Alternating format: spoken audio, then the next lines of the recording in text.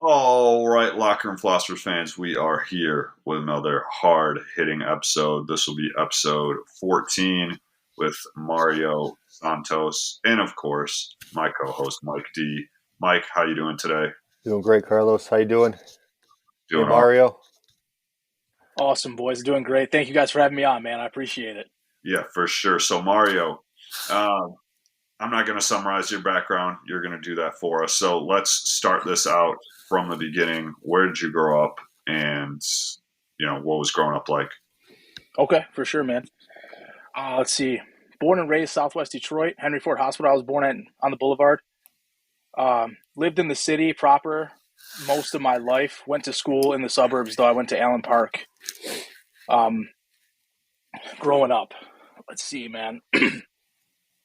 I Well, mean, what sibling were you? Are you the oldest, the youngest, the middle, only I'm the child? oldest. Yeah, I got one younger brother. Okay. And what's the age gap there? 5 years. Yeah, we got a little bit of a gap between us. Okay. Did you have to do some kind of raising yourself there, or did you have both parents help you out with that? Both parents were around for sure, and we had my grandmother, which we spent most of our time with. Both parents worked a lot, so spent a lot of time at my grandmother's house growing up. And she was on Morel, if you guys are familiar with that area of the city. But between Okay. uh, between Verner and Toledo is where I grew up, and off of 25th and Perry for a little bit too, and then we moved to Allen Park, and then basically just spent all of our summer times with my grandmother, after work with my grandmother, things like that. So very mixed upbringing. Went to school in the suburbs, but lived in the city. So like being a young kid, that was definitely different, but nothing bad, you know. Talk to Um, us about growing up in the famous city of Detroit. And Southwest is, for people that don't know, Southwest is it's called Mexican Town, and Mario Santos is obviously not a white guy. Um, so it's a little bit different than the side of Detroit people normally think of. So talk to us a little bit about Southwest. oh, for sure, man. Yeah, I'm Puerto Rican. My family's Puerto Rican. Yeah, Mexican town, Southwest. Let's see, man. I was born in '90. Um, I would say by the mid '90s, mid to late '90s, things started getting pretty wild with the gangs and things like that. Uh, the best way I can describe it is, man, everybody knows each other, right? Because you're growing up on this area with each other. But as you get older and guys start going certain ways with their lives, and it was very easy. Gangs were just everywhere, bro. Drugs, gang violence, that was very real and everywhere you turned. So for me, I don't want to jump too far ahead because we got a lot more to cover, like how I got into law enforcement and all that. But like I was raised by wolves, man. So my uncles and my father's a great man, but he's also the only man in my family who's never been to prison. So I got very lucky having the dad that I have and the mother that I have that kept us on a straight and narrow. And my uncles, I guess the best way I could describe them are like good dudes who did bad things. I mean, they were always good to us. But, a few of them did, some pretty hard prison sentences, one for over a decade and a few of them doing years here or there. So I grew up around drugs. They're drug dealers. I mean, without telling a whole life story, like you kind of you don't really know anything's wrong because that's what you're used to, right? So I guess like by the time I got to be about 10, 11 years old, I started to realize things were like, okay, they're in and out of jail, or you know, you seeing people like you see a lot of shit, right? So I've seen by the time I was 13 years old, I saw more nasty shit than most people would see in their lifetime, whether that be dead bodies, overdoses, things like that that most kids in a rough neighborhood just see every day. So that was one of those things, man. And then going to school in the suburbs with kids who had never been exposed to anything like that was kind of like I guess, culture shock for me for a bit for my childhood. I guess the best way I can describe it because it was just so different. For sure. Let me back up for a sec. So did you, when you were 10, 11, however old, were you aware, like, okay, these cousins or uncles or whatever are going to prison, or was it framed to you as, oh, they're just like, they're away, like they're just not here? Or was it It was a known bit to of you? both. Okay. It was a bit of both. Like our grandmother did her best, but it's an emotional time when somebody goes away, especially that they were her kids. So you just overhear the conversations because you're a kid, you're snooping in, right? So like, that you kind of figure out. And then at one point, I was actually in court watching one of my uncles get sentenced because my grandmother needed to be there. So, Oh and yeah. that was a short time for him though. But yeah, I remember that pretty vividly coming. And then it's obviously downtown, so Wayne County's got the jumper on and all that. Fast Yeah. forward a few years, I get to put guys in that, but you know, Yeah. It is what it is. So what I don't know if you've talked to your parents about this after the fact, but what was their inspiration to, not be about that life? oh man, I would say, I've talked to my dad extensively about it. My mom, I think I never really got too much into it with her. I think my mom's just an extremely intelligent woman, and I think she just realized at a very young age that she was going to do better and be better. My dad had it very tough. He lost his father when he was 11, and he definitely lived a bit of a street life for a while.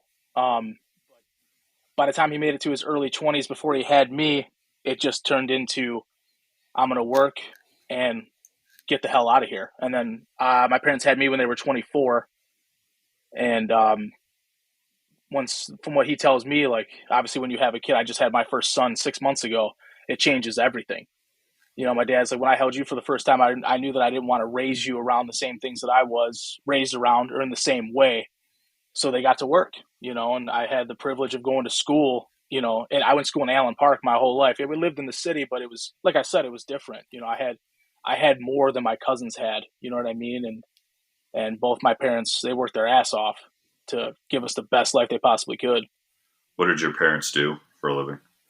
My dad works for Ford, and my mom, I told her she needs to write a book. It's kind of funny you bring that up. She started off as a receptionist when she was 18 years old for this engineering company. And over the course of the next like 15 years, she worked her way up to vice president. And now she is the vice president of this multi-million dollar engineering company that has offices in multiple states and Nice. all that really cool. She's got a really cool success story. Nice. That's cool.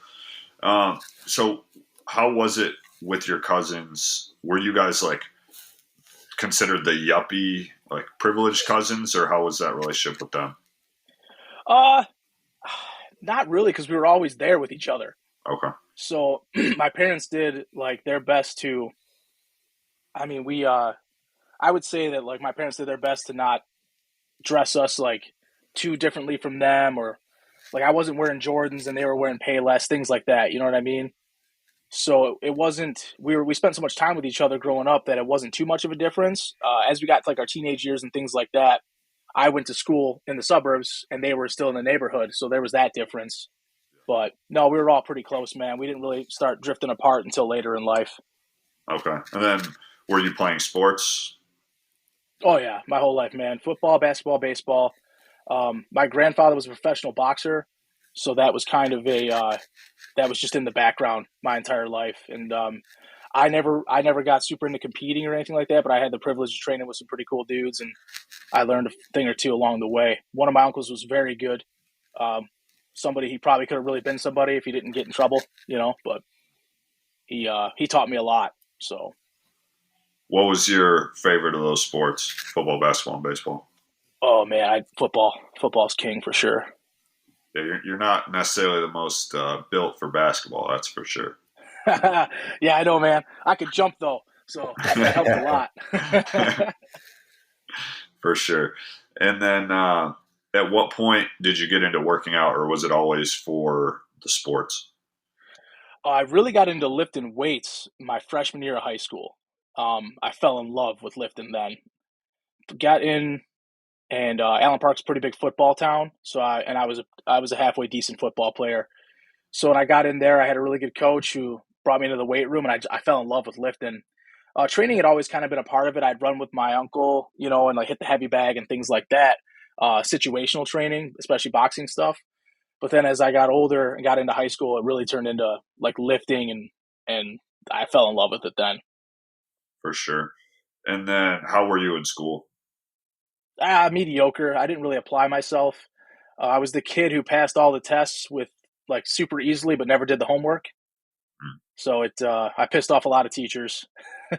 Show up, ace their test, and never turn in an assignment. So they just like, why don't you just do the homework? You'd have a 4 point. I'm like, I don't care, man. Just got to stay eligible. For sure. And what was your plan for after high school? Become a cop. Okay, so what? Now we can get into that. What inspired the decision to go into law enforcement? Oh man, I think there's a multitude of reasons, man, but definitely it's a calling. I felt that it was what I was called to do. I'm a Christian. I felt like, God is like, this is what you're gonna do, and also the way I grew up. Uh, I had when I was younger, late teens, early 20s, I had like a legitimate hatred for like shitheads and evil things. You know what I mean? Like I watched all the pain my grandmother went through from watching her sons fuck up, and it never made me resent them personally, but it made me. I knew that I was not going to put my parents or her through that type of pain, and I was going to do something better. So I chose the polar opposite, right? Did you have many interactions with the police at that point? No, I a couple of times because you're growing up in the neighborhood, you're going to run into them every now and again. Unfortunately, just like any ghetto policing, man, like the couple interactions I had with them weren't pleasant. You know what I mean? I was riding my bike up to Holy Redeemer. They had outside basketball courts over there, right? And I got rolled up by I probably 30 series dudes if I had to guess now that I've been on the job for a while, who were just like, hey man, where'd you steal that bike? I was like, my dad got me this for my birthday. They're like, bullshit. So they roused me for that or whatever. And I told them, I was like, no man, like my dad literally like, and the one two was like, you ain't got no daddy, and they rolled off. So like I was like, okay man, well fuck the police, right? Yeah, that can definitely make you feel that way for sure. So none of that persuaded you to go the other way, or did your family? What did your family think about it? Um, I think at first it was probably a little bit of a shock to everybody that I was going to choose that path. I think they probably thought I was going to go the military route, which I talked about a lot. But like I said, I felt like I was called to go into law enforcement, so I went off to college to start that journey. But my uncles were extremely supportive of it. At this time they had all been, I guess what you call reformed, and they're all living better lives now or whatever. But like there was they were super, the ones that I spoke to and I was in close contact with, who I looked up to. They were like, yeah man, that's awesome, you're going to do something better for your life regardless of what you grew up around. My dad, I think, was always proud. My mom proud, a little scared probably, but I wasn't met with too much, at least not to my face. Later on, like as my career progressed and things like that, I think some of my cousins had some resentment towards me or something like that. But I also separated myself from my family because you know how it is when you're on the job kind of becomes your life, and then you hang around other dudes on the job, and I had cousins who were doing dumb shit, and I was, well, I'm not going to be around that if like you guys, and I had to work all the holidays anyway when I would see them regardless. So if you're working Christmas and Thanksgiving and all the other stuff like I did for 10 years, you're not going to see them anyway. So it just kind of turned into that. But I wasn't really met with any negativity, like crazy at least. For sure. And then where'd you go off to college? Just Schoolcraft in Livonia. Like I got started there, and I did like a couple semesters, and then I dropped out, and then I just went to work. I worked. I was delivering pizzas for Jets Pizza. I did that for a while. Uh, did a bunch of security work. I did a little bouncing for a little bit. Then I went to work for a Wow Cable Company. I did that for a little bit, and then at 21, a buddy of mine moved to Virginia, and that's how I ended up there. He got a job with Chesterfield County, just outside of Richmond there, and they were paying guys to go through the academy. If you got hired in, you got paid all the way through the academy. And at that time, Michigan wasn't doing anything like that. There really wasn't any sponsorships since 2011. So now there's people. I mean, obviously, law Yeah, enforcement has changed tremendously. So you can get sponsored through the academy pretty quick nowadays. But back then, so that's how I ended up going to Virginia. I applied, and I never thought I'd leave the state of Michigan. It was probably the best decision I ever made, was to get out of here for a while. But I applied, got hired, and then academy down there was long, dude, 7 months because it was law enforcement and corrections.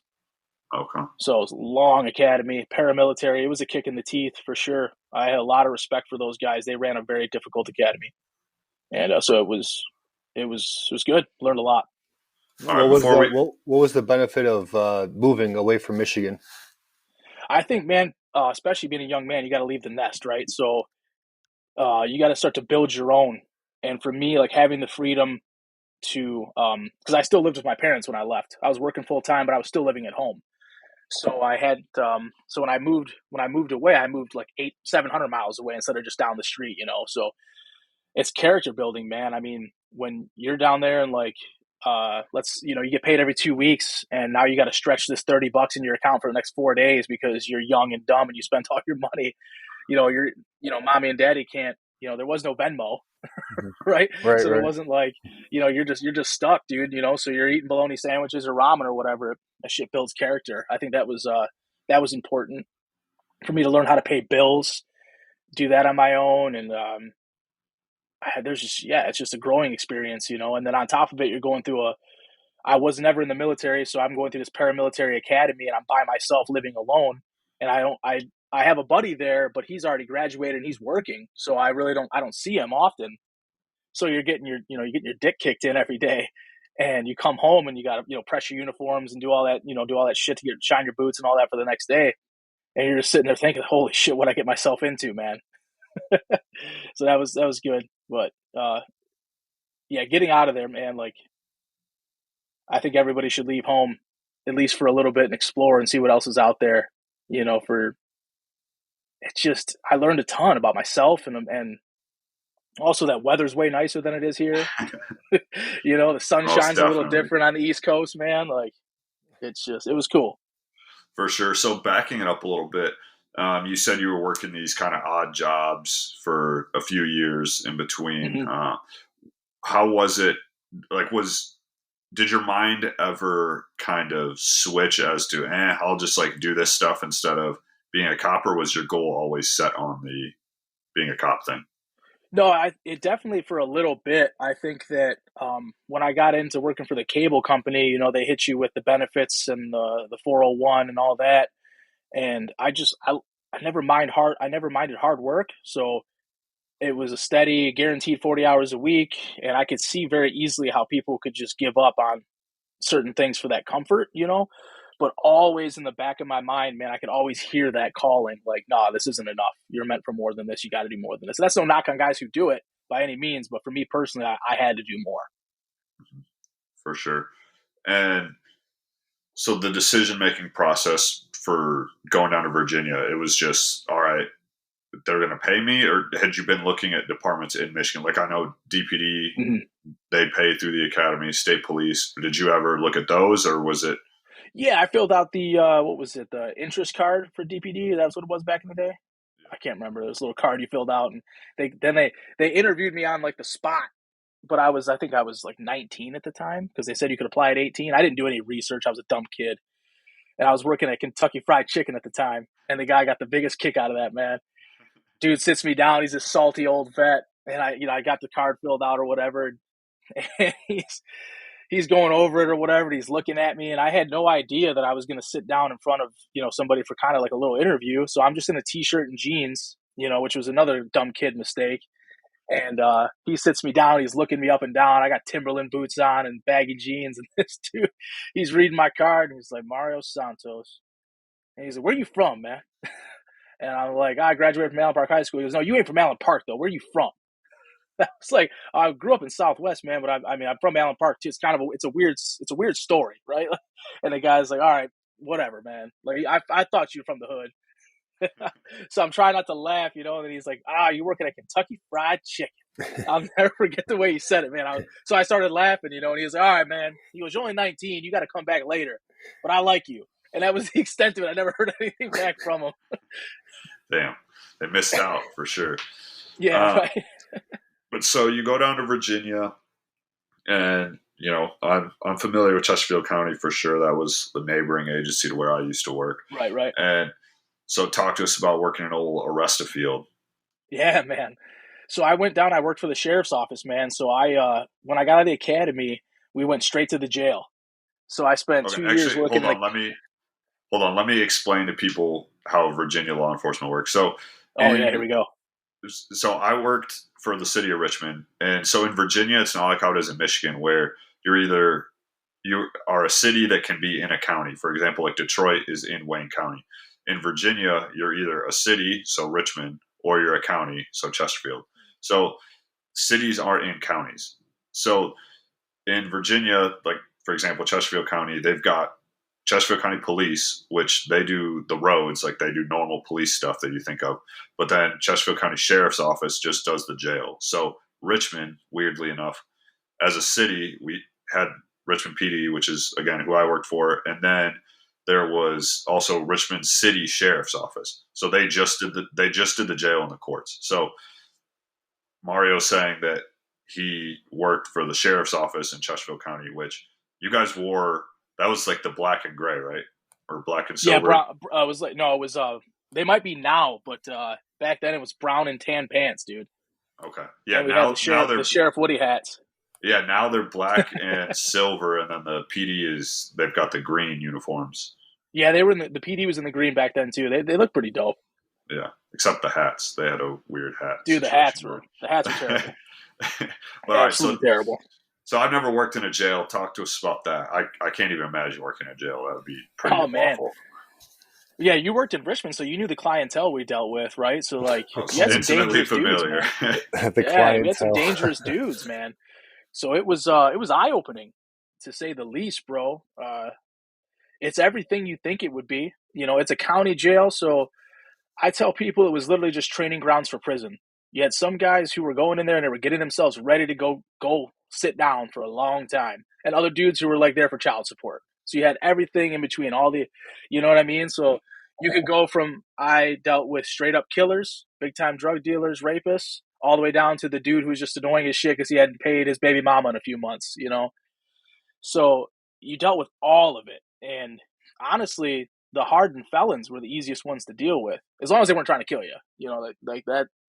That's a different story. But for the most part, day to day operations, those dudes understood that if they were just pretty chill, then you would leave them alone. They would leave you alone. You know, like it's very simple. All they have, man, is respect, right? So if like you treat them with a little bit of respect, they give it back to you pretty much tenfold. But you got to earn it too, though. You know what I mean? Just because you got the badge, they don't give a fuck about that. You know what I mean? And they tear people up, man, verbally, and you know, like guys, you'll find out real quick if you're training a guy in the jail whether or not he's ever going to survive on the street, because these dudes, they light them up, man. And if you can't figure out how to deal with that and fire it back at them and learn how to walk amongst wolves, for lack of a better term, you're going to get eaten alive, and you're never going to survive 12-hour shifts over and over again.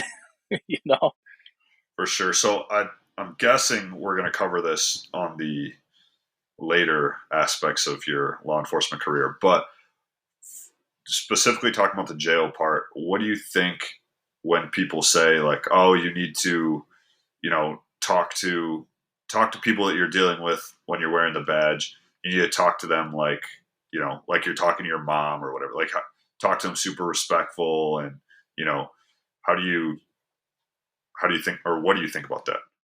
oh, like people outside of law enforcement trying to tell cops that they should speak to people that way, like speak to criminals that way, or just Yeah.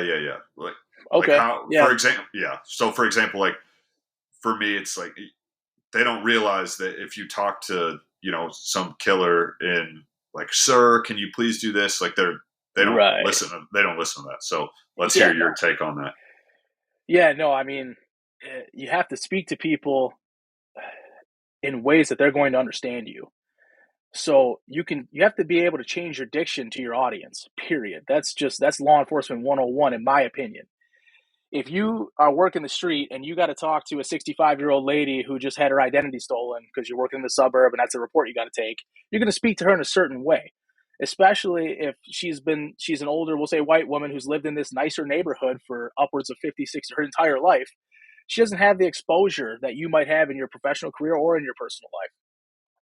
Versus how you're going to talk to somebody if you're working the East Side, you have to speak to them in a way that they understand, right? So it's like it comes down to respect, absolutely. But if I'm sirring somebody who doesn't, they've never heard, like, why would I be like, I don't. You can't just be like, sir, excuse me, sir, I need to talk to you for a minute, sir. It doesn't work that way, man. Like, that dude's gonna look at you like, get the fuck out of my face, bro. Like, so I think people that say that have never done the job, obviously, or if they did do the job, they never did it in an area where they were dealing with a certain type of element, a criminal element. And yeah, man, it's stupid. You know, people Monday morning quarterback stuff like that, and you have admin that does it too. You know what I mean? Guys that have been off the street, the guys you work for, they're like, oh, I don't like that you use that language. Well, that guy understood exactly what I was saying, and we had a good conversation because I spoke to him in a way that he could understand. And he was like, yeah, man, I respect you. I'll fuck with you, bro. Like, I'll go with you. You know, I mean, I've talked hundreds of people into handcuffs just because I know how to talk to people without having to fight them, without having to put hands on them, without, you know what I mean? Like, there's a time and a place, don't get me wrong, where there is no talking. We all know that. But if you can speak to people in a way that they understand you, and you can change your diction to your audience, and you're smart enough to see that and pivot and move quickly through those situations, you'll be just fine. But you can't, it's not a one size fit. To answer your question, it's not one size fits all. And I'm not going to talk to anybody like how I would talk to my mother, right? Because that's your mother, bro. Like, you know, I think it's ridiculous. For sure. So, tell us about kind of just lessons you learned about yourself at Chesterfield and how that was, your first job, your first kind of big boy job, and Yeah. especially in law enforcement. Tell us what you learned about yourself. Oh man. I learned that no matter where you come from, how you grew up, who you are, that doesn't matter. You put that uniform on, you are now one of them. There is no, there is no, I'm just a kid from the hood like you. There is none of that. You have to find common ground in other ways, and you have to earn their respect. They don't care about the badge. You're just another rookie. Um, and you earn respect by your actions. Doing what you say you're going to do, sticking to it, that is massive, especially working in a jail. If you tell one guy, no, I'm not doing this thing. And then you go and an hour later, another dude in the same pod asks you for something similar or the same thing and you do it. Now your word means nothing. And vice versa. You tell a guy you're going to do something for him and you don't do it. Now your word means nothing, right? It could be something as simple as taking him to yard or letting that dude go do his laundry. Super simple stuff. But people forget, like, you're dealing with these dudes and they're locked down. They only have like these limited resources, right? So when they ask you for a certain thing and they're cool with you and you tell them you're going to do it, just do it. Be a man of your word. I learned that for sure. Pay attention. Uh, What did you learn about yourself? I would say I learned that I could. I learned that I could talk to anybody. I was never much of a talker, especially growing up, and I was a pretty hot-headed kid. So I learned how to develop skin like leather, because they talk mad shit to you, and this isn't the street. You're held to a higher standard. You can't just start throwing hands with everybody. And there's dudes in there you don't want no part of throwing hands with, man. You got a 6'5" dude who's 250 pounds. You know what? I'm a tough guy, man, but like, I'm not trying to find out today if I don't have to. So you learn how to talk to people. I learned about myself that, man, that's a tough question. I don't know why it's such a tough question, but making me think back. Um,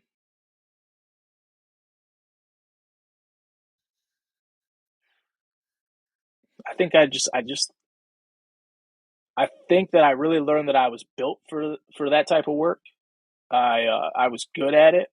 I knew I had throughout the course of that time, in a short period of time, I had built the trust of my peers, and I think what I learned about myself is like, fuck yeah, man, this is what you were put here to do. Like, you got bigger things coming, going to the road and all that, but like, being a cop, that this is you. I think that would probably be the one takeaway I would take from my first few months to a couple years on the job. Okay. And then, so now, even down there, you can get hired directly to the road. So, did you need to work the jail first at that point? Yeah, for the sheriff's office. So my own fault. I didn't do tremendous research. The sheriff's office didn't work the road at that time. But you went to the police academy and you're LE certified and you go through everything that the PD went through. But you just go to the jail and then the courts, right? And like, so I didn't. I'm grateful for it because working that jail taught me. It made me a better road cop, better street cop, 100 times over.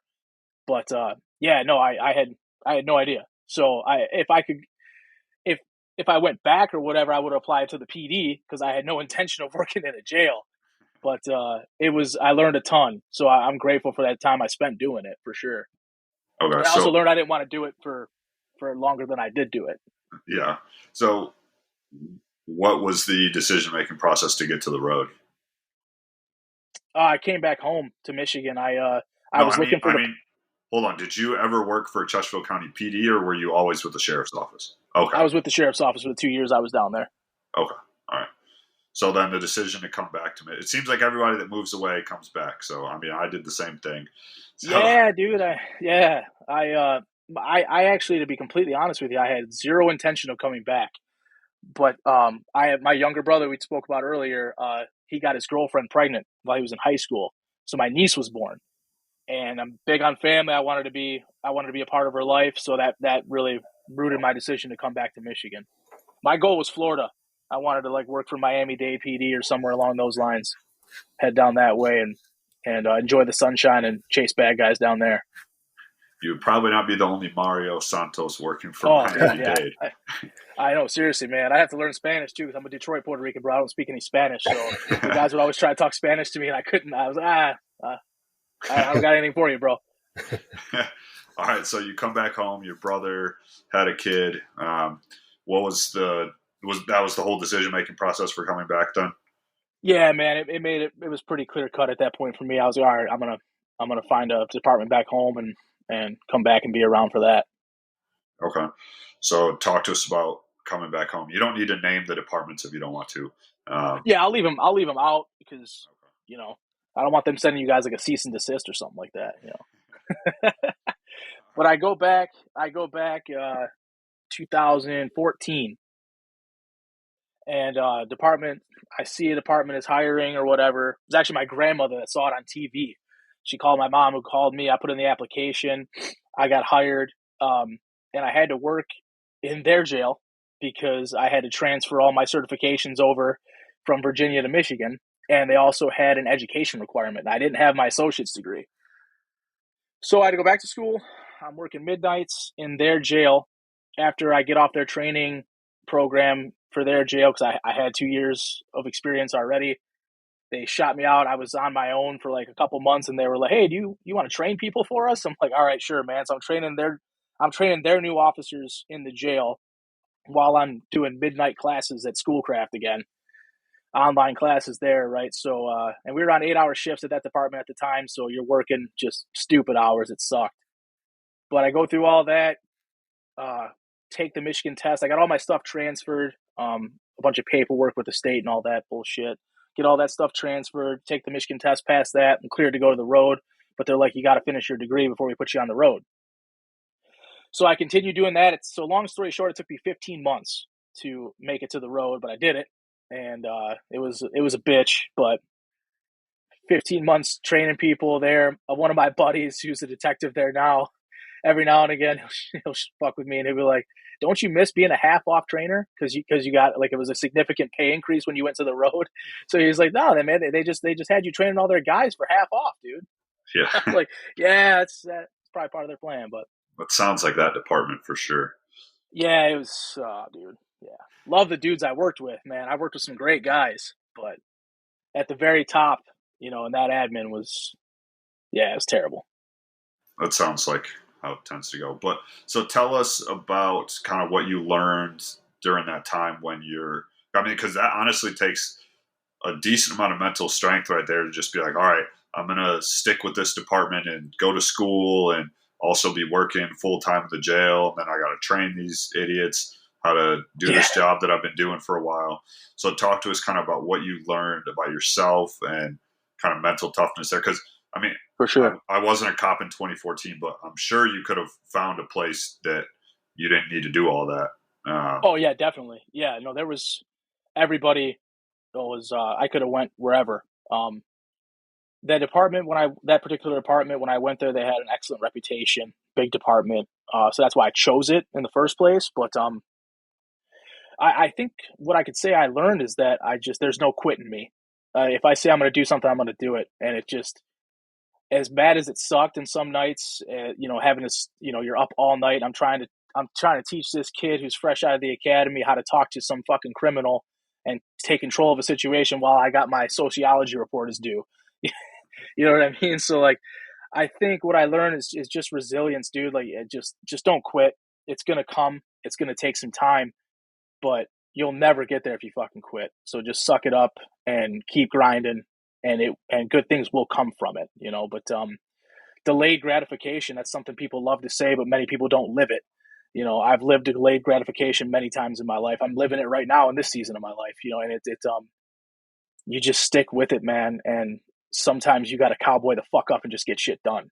And people like to whine and bitch and complain and woe is me and woe is me. Like, being a victim is the cool thing to be nowadays, right? Like, I think that's just bullshit.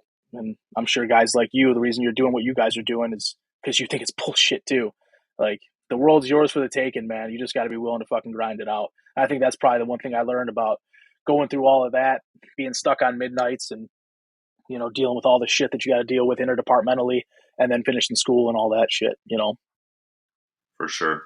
So talk to us about getting on the road. That sounds like at least close to 4 years into the job for you. Yeah, dude, it was like just over 3 years. Yeah. Yeah, 3 years total, including academy time, whatever. Yeah, about 3 years in. Oh, it was great, man. I got promoted to the road. And it made everything worth it, right? My round one FTO was a dude that I got to know pretty well from my time working in the jail, and we worked out together and stuff like that. We just very similar interests, and he was a solid ass street cop. So phase one was a breeze. Uh, phase two sucked because the guy I rode with was just a total fucking pussy, and he was an asshole, dude, and so it sucked.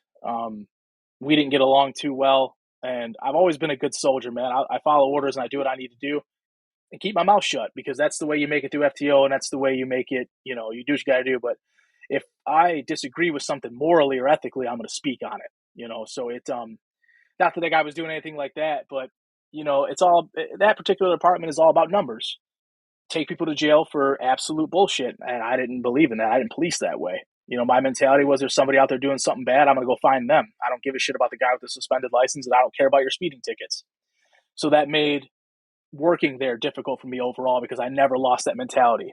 I never, I refused to play their game, in order to get where I wanted to go in the department. So it caused me some grief, but I could go to sleep at night every night without knowing I wasn't fucking over people that may have deserved a second chance. So what was actually, let's touch on that. So what do you think drove that mentality? Because a lot of cops will just, all right, admin wants me to be writing some tickets, I'll just knock those out. So tell us about what kind of drove you to be a little different in that regard.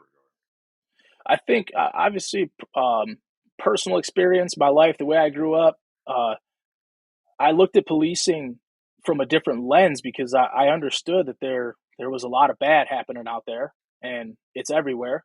So let's try and find it. Why am I going to waste my talents and my resources on writing soccer moms speeding tickets, or locking up dudes that drive a fucking beat up car, that are already down on their luck trying to make it to their second shift at Walmart, but they have a suspended license and maybe a little bit of weed on them before now weed is legal, but back then it was still illegal, and it was like, I had what good was I doing? You know what I mean? So I made the stops. I did what I needed to do. I was always hunting, but I wasn't. It wasn't about numbers to me. These are people. They're not stats. So I treated every single stop, every time I was investigating somebody, as an individual person, and I would just be like, I would try and treat it as just like, yo, is this dude a criminal and I have a reason to take him to jail, so I should take him for this misdemeanor because he's out here doing some real bad shit, but I haven't caught him doing that? Or is this dude just a guy who's got pictures of his kids in his wallet and he's just trying to make a living and he's down on his luck and he doesn't have insurance on his car and he's got a few suspensions on his license? I think a lot of cops look at it so black and white. Like you just said, admin wants me to write these tickets. Admin wants me to bring these small fish to jail. Let me just go ahead and do that. This guy is breaking the law, so let me just, like, I'm not in the wrong here. I just didn't look at it that way, and sometimes people just, you've already stopped them. You got them out of their car. They're in handcuffs, and they're being cool with you. And they're like, "Yeah, man. I mean, I don't have it. I don't do anything. I don't. They don't have any warrants. They don't have all this. So why am I going to take them to jail for a traffic offense?" I never understood that. You know. For sure. What was your I'm a cop now moment? Like it might have happened in the jail, but at the moment, what was the moment where you're like, somebody needs me to do something? There's somebody needs a cop to do something, and I guess that's Yeah. me. So I need to step up right now. What was that moment Right for on. you? That's a good question, dude. Let me think for a quick second. I think I probably felt the "I'm a cop now" thing. Like, oh man, I definitely felt like I was part of the brotherhood when I was working in the jail. Some like business needed to be handled, certain like cell extractions, or fighting guys in booking, things like that. I definitely felt like I was part of the brotherhood. I'd earned some respect from the older guys that had trained me. So I definitely felt like I was part of it then. But like really just, man, it's hard to narrow down one moment. I remember my first like PWID lockup where I got a bunch of dope, bunch of crack, bunch of heroin. So Um, well, let me back it up. PWID is possession with intent to distribute, so dealing oh drugs. yeah, sorry, I forgot. Yeah, drugs. Guys out here moving weight. No, I'm just kidding. It wasn't that much, but it was a good amount, right? So off of a traffic stop, and I remember getting the guy out, whatever, and I hook him up.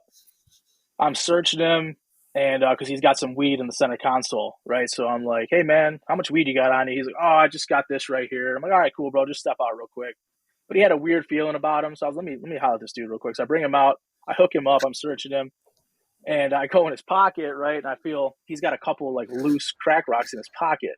So I love telling this story just because people laugh at it. I literally in the middle of searching him, I pull it out. It's in my hand. I hit him with the Denzel from Training Day. I was like, "Oh, you lied to me."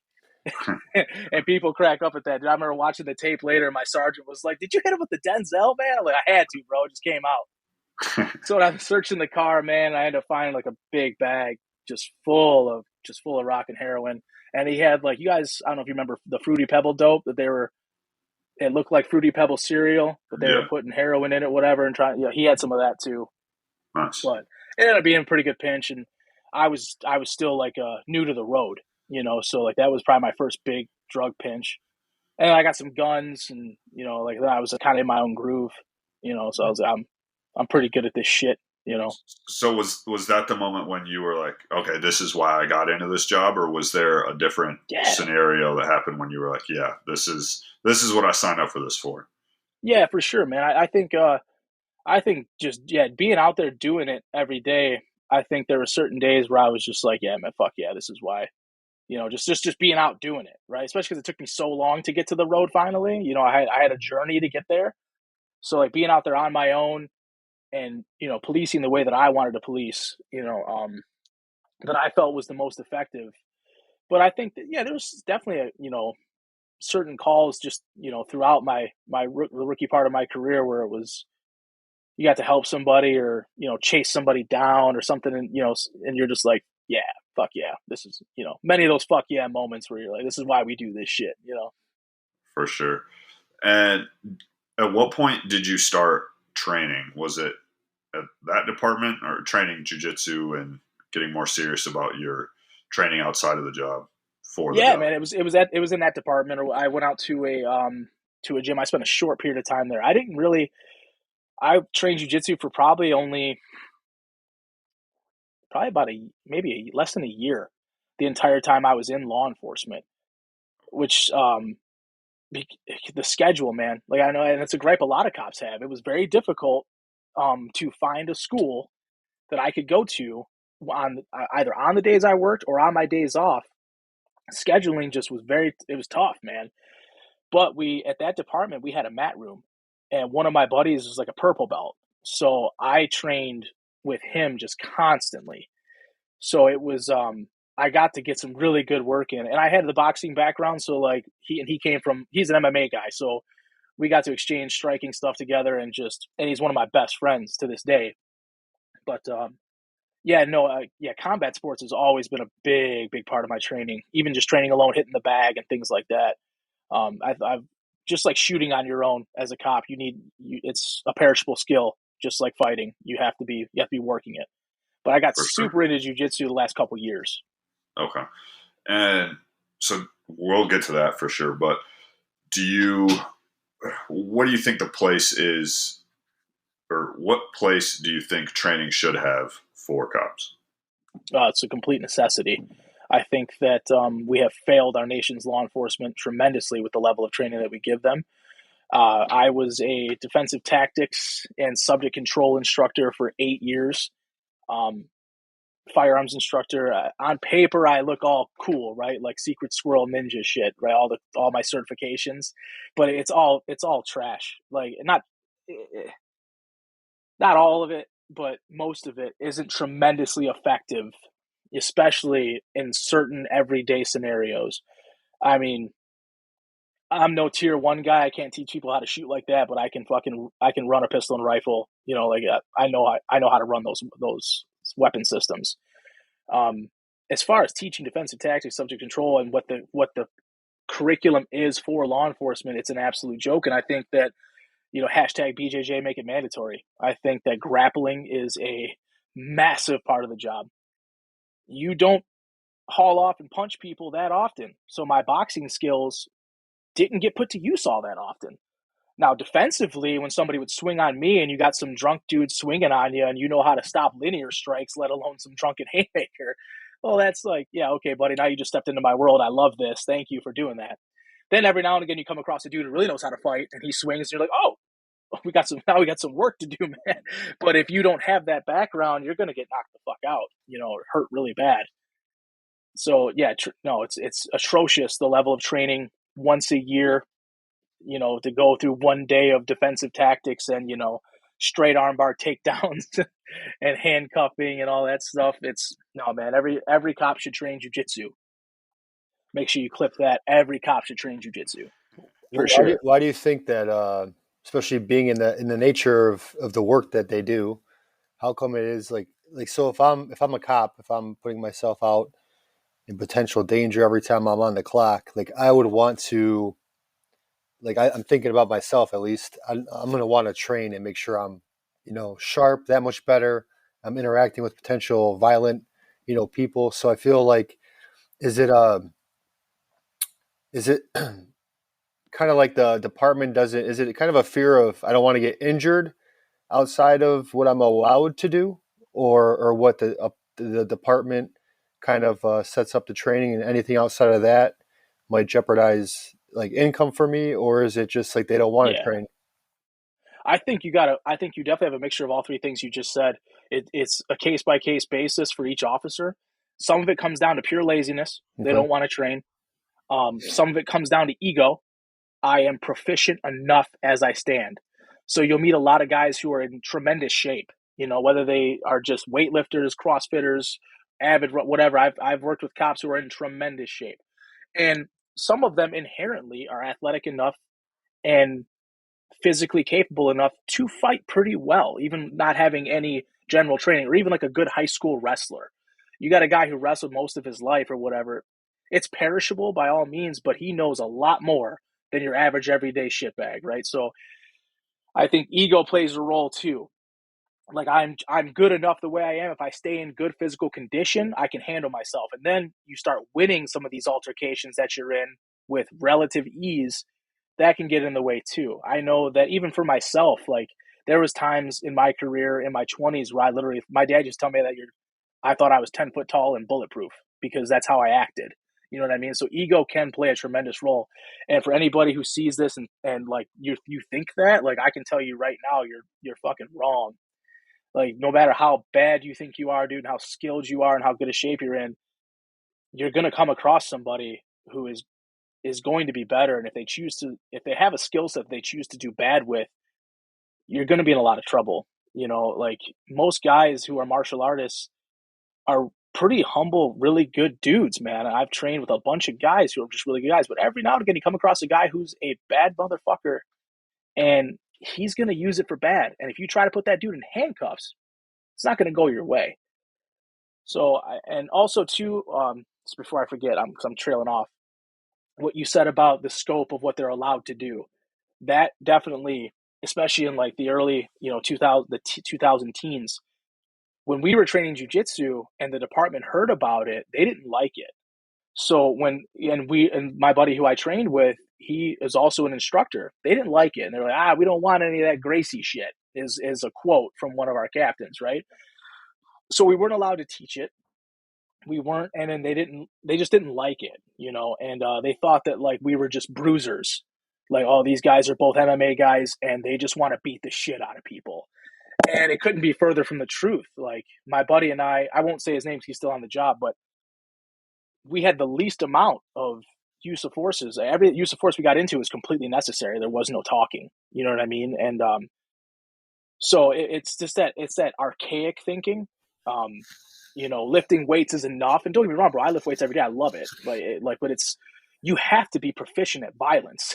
Mm-hmm. I mean, there's no way around that. You know what I mean? Like, and the more proficient, especially in grappling, the more proficient you are at jiu-jitsu, the less violence you have to use. I mean, you're like, I've trained, there's guys that I roll with that make me feel like a toddler, and they're smiling at me when they do it. You know what I mean? And it's like Jocko Willink said, man, jiu-jitsu is a superpower, and he's not lying, especially in the law enforcement world. If you are even just a good grappler, like if you're a decent guy in your gym, you are going to handle 99% of the population with relative ease.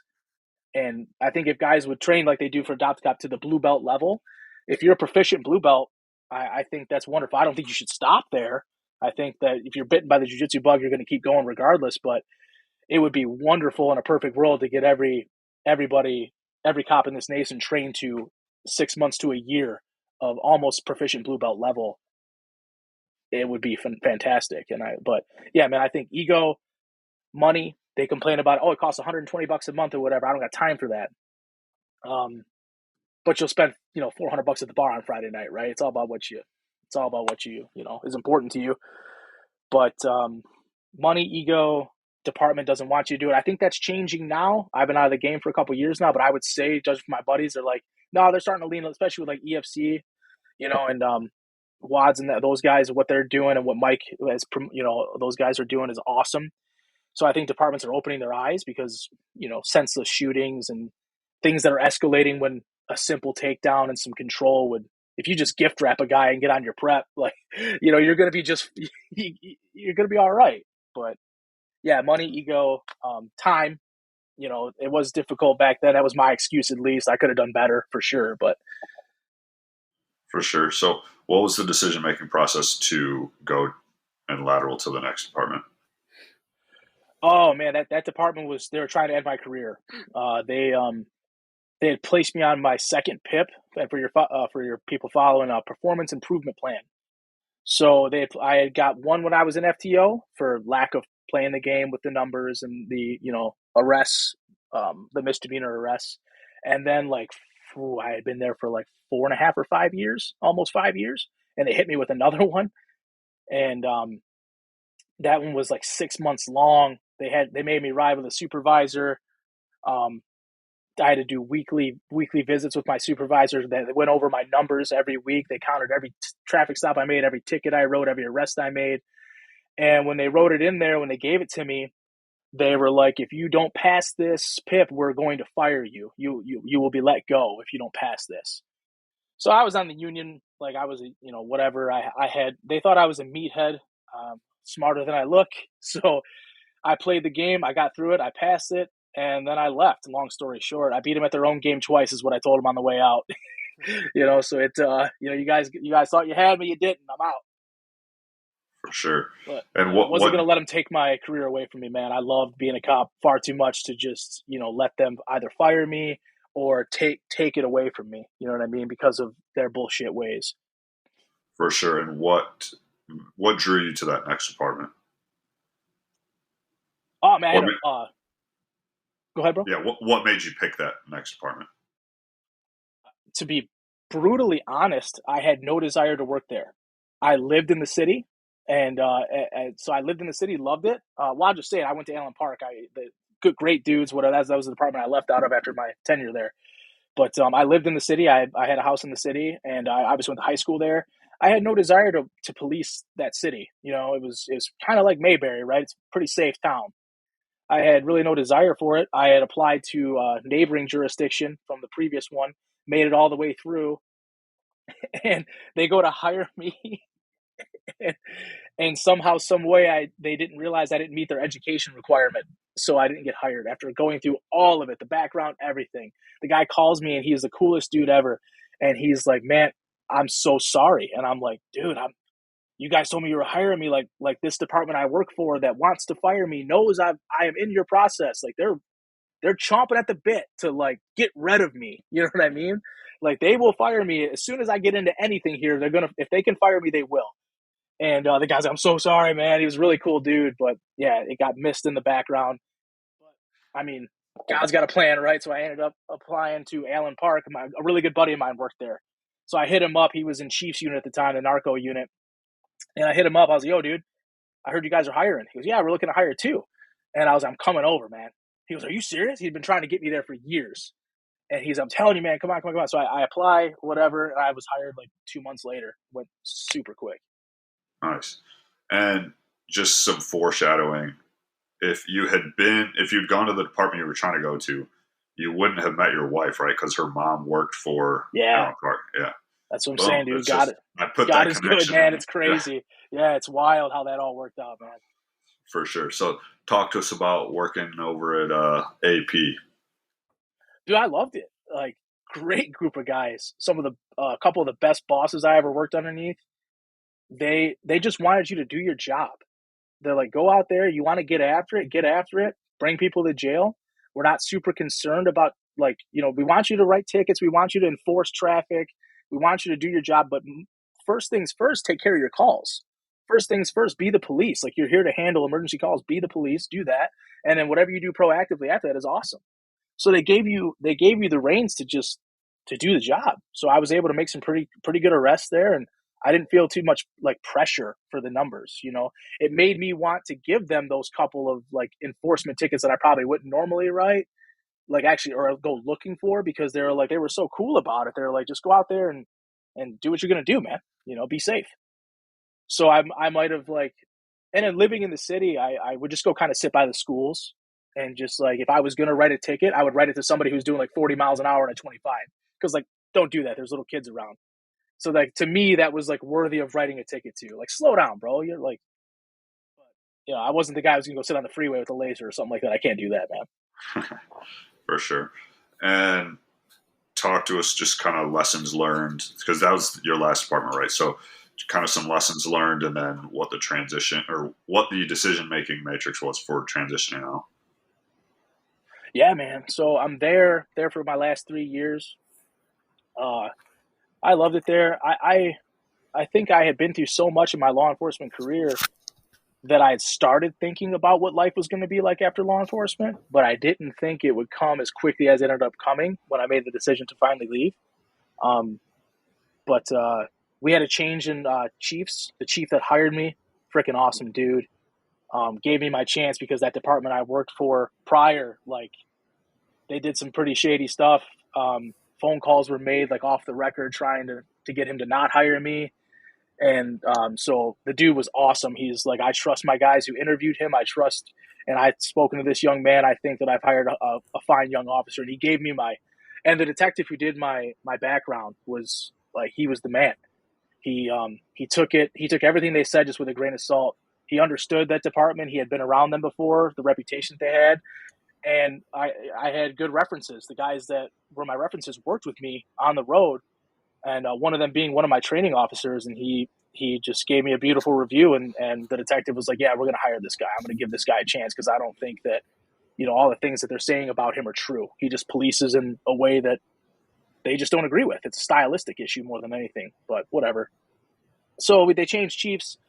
Allen Park didn't have a tattoo policy at the time, so I had to take advantage of that. For those that are just audio only, Mario just showed us the tattoos on his hands. So I'm tell covered us in tattoos, man. Tell us what's on the hands. All right, so on my right hand, I have "Born for the Storm," and then 2012 on my knuckles, which is the year I became a cop. And on my left hand, I have a compass, and then "Stay true" across my knuckles, like stay true to your moral compass, all that good stuff. But I had like the sleeves or whatever when I got hired there. They didn't care about my tattoos, which was awesome. I was there for a little bit, and I got to know everybody, and there was no policy. So I was like, well, I'm getting my hands tattooed, man. I'm not going to tattoo my face or whatever, but I've always wanted my hands done. So I get my hands done, and like nobody really cared. Like everybody was like, oh man, he got his hands done. They were kind of like a little, just like anything else. We're like, oh my god, your hands are tattooed.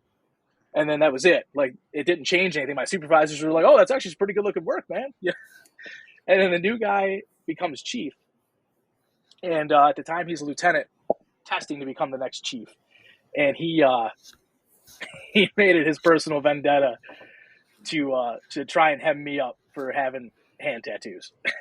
And so it turned into this whole ordeal, and we didn't see eye to eye for that. And I was like, well, you don't have a policy. And he's like, well, when I become chief, I'm going to institute a policy. And I was like, you go ahead. It's called past practice. You're not going to be able to do anything to me. He didn't like that. And then it turned into him calling me some names. And then he said he didn't call me some names. And I was like, okay, man, no problem. You're the guy in charge. I just want to be left alone. I just want to do my job. So I just told the union, I said, tell him not to make it personal, man. If he doesn't make it personal, he can say whatever he wants. But if he comes after me, I went through this once before. I'm not gonna go through it again. You know what I mean? Like I do my job, I do it well. So it doesn't change the way I do my job. But yeah, and and rightfully so, dude. I mean, I know I pushed the envelope by doing it, but I absolutely know that, But it is what it is. For sure. So then, what was it that got you out of policing? Oh man, well, like we talked about earlier before we started recording, like COVID, man. COVID came through. I left law enforcement for a multitude of reasons. Something that we could probably talk about for an hour just on that subject alone. I felt right on, man. So I felt like it was my time to go. But before I got to that point, we had dealt with all of the bullshit that 2020 had to offer. And obviously we're here in Michigan. We had to deal with those lockdowns, and then being the police during that time, they expected us to enforce certain things that I I did not agree with. Governor writes an order. That doesn't mean people just lose their rights. So that didn't fly with me, and that was a hill I was willing to die on. I had no problem with that. And I told people, I was very outspoken about it too. Because I was pretty comfortable there, so it was one of those things, and I got along with my supervisors, and for the most part, they completely agreed with my stance. But I just happened to be pretty outspoken about it, and we're having these issues, and then you have a new chief who is like, well, we have to do this or we have to do that, and I said, I'll hand you my badge before I do that. I'm not doing any of that. These people, there are people are calling the police wanting us to go separate people in a park because they're hanging out in the park because of this, virus going around. You know what I mean? So I'm like, no, not doing that, man. People don't have to stay in their fucking homes if they don't want to. Just like you don't have to wear a mask if you don't want to, and you don't have to get that shot if you don't want to. I wasn't going to be an arm of the government that was going to just turn a blind eye to that and just say, yes, sir, whatever you want me to do, whatever old Hitler up north wants me to do, I'll do it. That wasn't going to happen, man. Like, people have rights, period. Like, they just don't go away because, our local government decides they're going to. It doesn't work that way. And I wasn't going to be the guy to enforce that. And how was this pretty outspoken stance received? I mean, I think just like anything else, right? You have guys that are like rah rah. Absolutely, I agree with you. And then when it comes time to put the rubber to the pavement, you'll see really quickly that guys aren't. They're just going to do what they need to do to keep, And not that anybody was violating people's rights or like throwing people in jail because of the COVID lockdown bullshit. And not in my department I was working for at all. But yeah, no, it's just like when you go to the union meetings and everybody's all like, yeah, man, we're going to do this. And then when it's time to be like, all right, let's do this. They're like, oh, well, I don't want to get my overtime taken away, or I don't want to get this or that, Then you find yourself being an army of one or two instead of 20 or 30 like you were before. For sure. And so did they get rid of you, or did you hand them the badge when they tried to force Oh face no, you? I ended up leaving just on my own accord. It was a surprise to everybody when I put in my time. That all kind of quieted down. I didn't leave until 2021. July 5th of 2021 was my last day. But no, you kind of just worked our way through it, and then I was pretty much just left alone about that stuff. Like I made it very clear where I stood on it, and no supervisor asked me to do anything because they didn't agree with it either. So it all started to kind of like mellow itself out, and people started to speak up after so long of being locked up in their houses and all that. Like nationwide, people were kind of be like, "This is kind of bullshit." So we didn't really have to argue about it too much anymore. But I saw where everything had gone. So I'll go back to 2012 when I started. I got to spend my first 2 years in a law enforcement capacity prior to Ferguson, prior to what happened with Mike Brown, prior to Black Lives Matter coming in. So when Ferguson happened, it changed law enforcement forever. So I watched it change right before my eyes as a young cop. And this happened right as I came back to Michigan. And then all of a sudden, the real war on police really starts. And now killing cops is being celebrated all over the place. And not only is it being celebrated by people who want to do us harm, but it's celebrated by our government. It's celebrated, blah, blah, blah, right? We've all heard the story. So I worked through all that, and that's how you kind of get to that us versus them mentality, because you're kind of always on point. You're living in this state of like almost hyper vigilance. Even when you're off duty walking around Kroger or something like that, you're watching everything, and that can be exhausting, and then you combine that with alcohol abuse, which I did for quite a while. It turned into a lot. I was living a life that I wasn't necessarily proud of outside of the job. You know what I mean? The way I was handling my stress and the way I was binge drinking alcohol. If I'd be sober only when I was at work, man. If I worked Monday and Tuesday, I was sober for 2 days, and then if I was off Wednesday and Thursday, it was a party Wednesday and Thursday. Then I'd be sober for the next 3 days, and then if I was working, sober. If I wasn't working, I was drinking. And it turned into where alcohol became like a crutch in my life to just feel normal. And I guess when I became self-aware of that, I started working on that. You know what I mean? I think that's a big thing. I had to be honest with myself. Like, yo, man, I'm not just having a good time. I'm really trying. Every time I drink this shit, I'm trying to go numb. And I'm drinking this shit to put me to sleep at night. So I had to work through that, and I did, and I'm grateful for it, because that's a slippery slope, dude. And a lot of guys go down it and they never ever find their way back up from it. And so that played a role, man. And then I'm sorry I get all over the place, guys, but Well, let's touch on that mental health aspect, because we have had an episode specifically about first responder mental health. So let's talk about that. At what point in your career did you start, at least maybe after the fact, did you notice that there was, you were sliding down a slope, like you were just saying, with the mental health stuff? And at what point did you start coping with alcohol? I think that even very early on in my career, I coped with alcohol. I just didn't know it yet. I think it's definitely a cultural thing in law enforcement. You're being brought into this brotherhood, and you're gonna drink together. You know what I mean? And then if you don't, you're looked at funny. What the fuck's this guy's problem? Why isn't he out here getting shit faced with us? Why does that guy want to go home to his wife? What's his problem? Yeah, all that. And it's hilarious. It's sad. It's not funny, but you laugh about it. It's the truth, But it's definitely a cultural thing. I started coping with it pretty much. I think immediately it took me years to kind of figure out that's what I was doing because it was just the norm. Like if we had a rough shift and you saw some nasty shit, and it was just kind of like, all right, boys, where are we going tonight? Because everybody was feeling the same way, you know. So it's like let's go pound these beers until we don't feel that way anymore, and then we're gonna get up tomorrow and we're gonna do it all over again because that's the fucking job and that's what we do. And that was kind of the way I lived my life throughout like my entire 20s in my career. Like I live for this shit. I'm gonna work hard and party even harder, and whatever happens happens. I'm just, you know.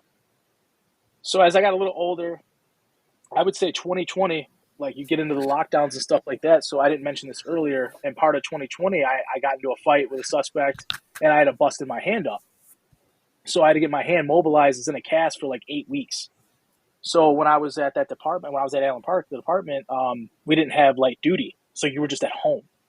So there wasn't like a desk position for you to work or something like that. So I was just at home, dude. So you're at home during the COVID lockdowns. You can't go anywhere. Nothing's open. You just there. You are right. Like this is early in the year. Like I think I got injured in March.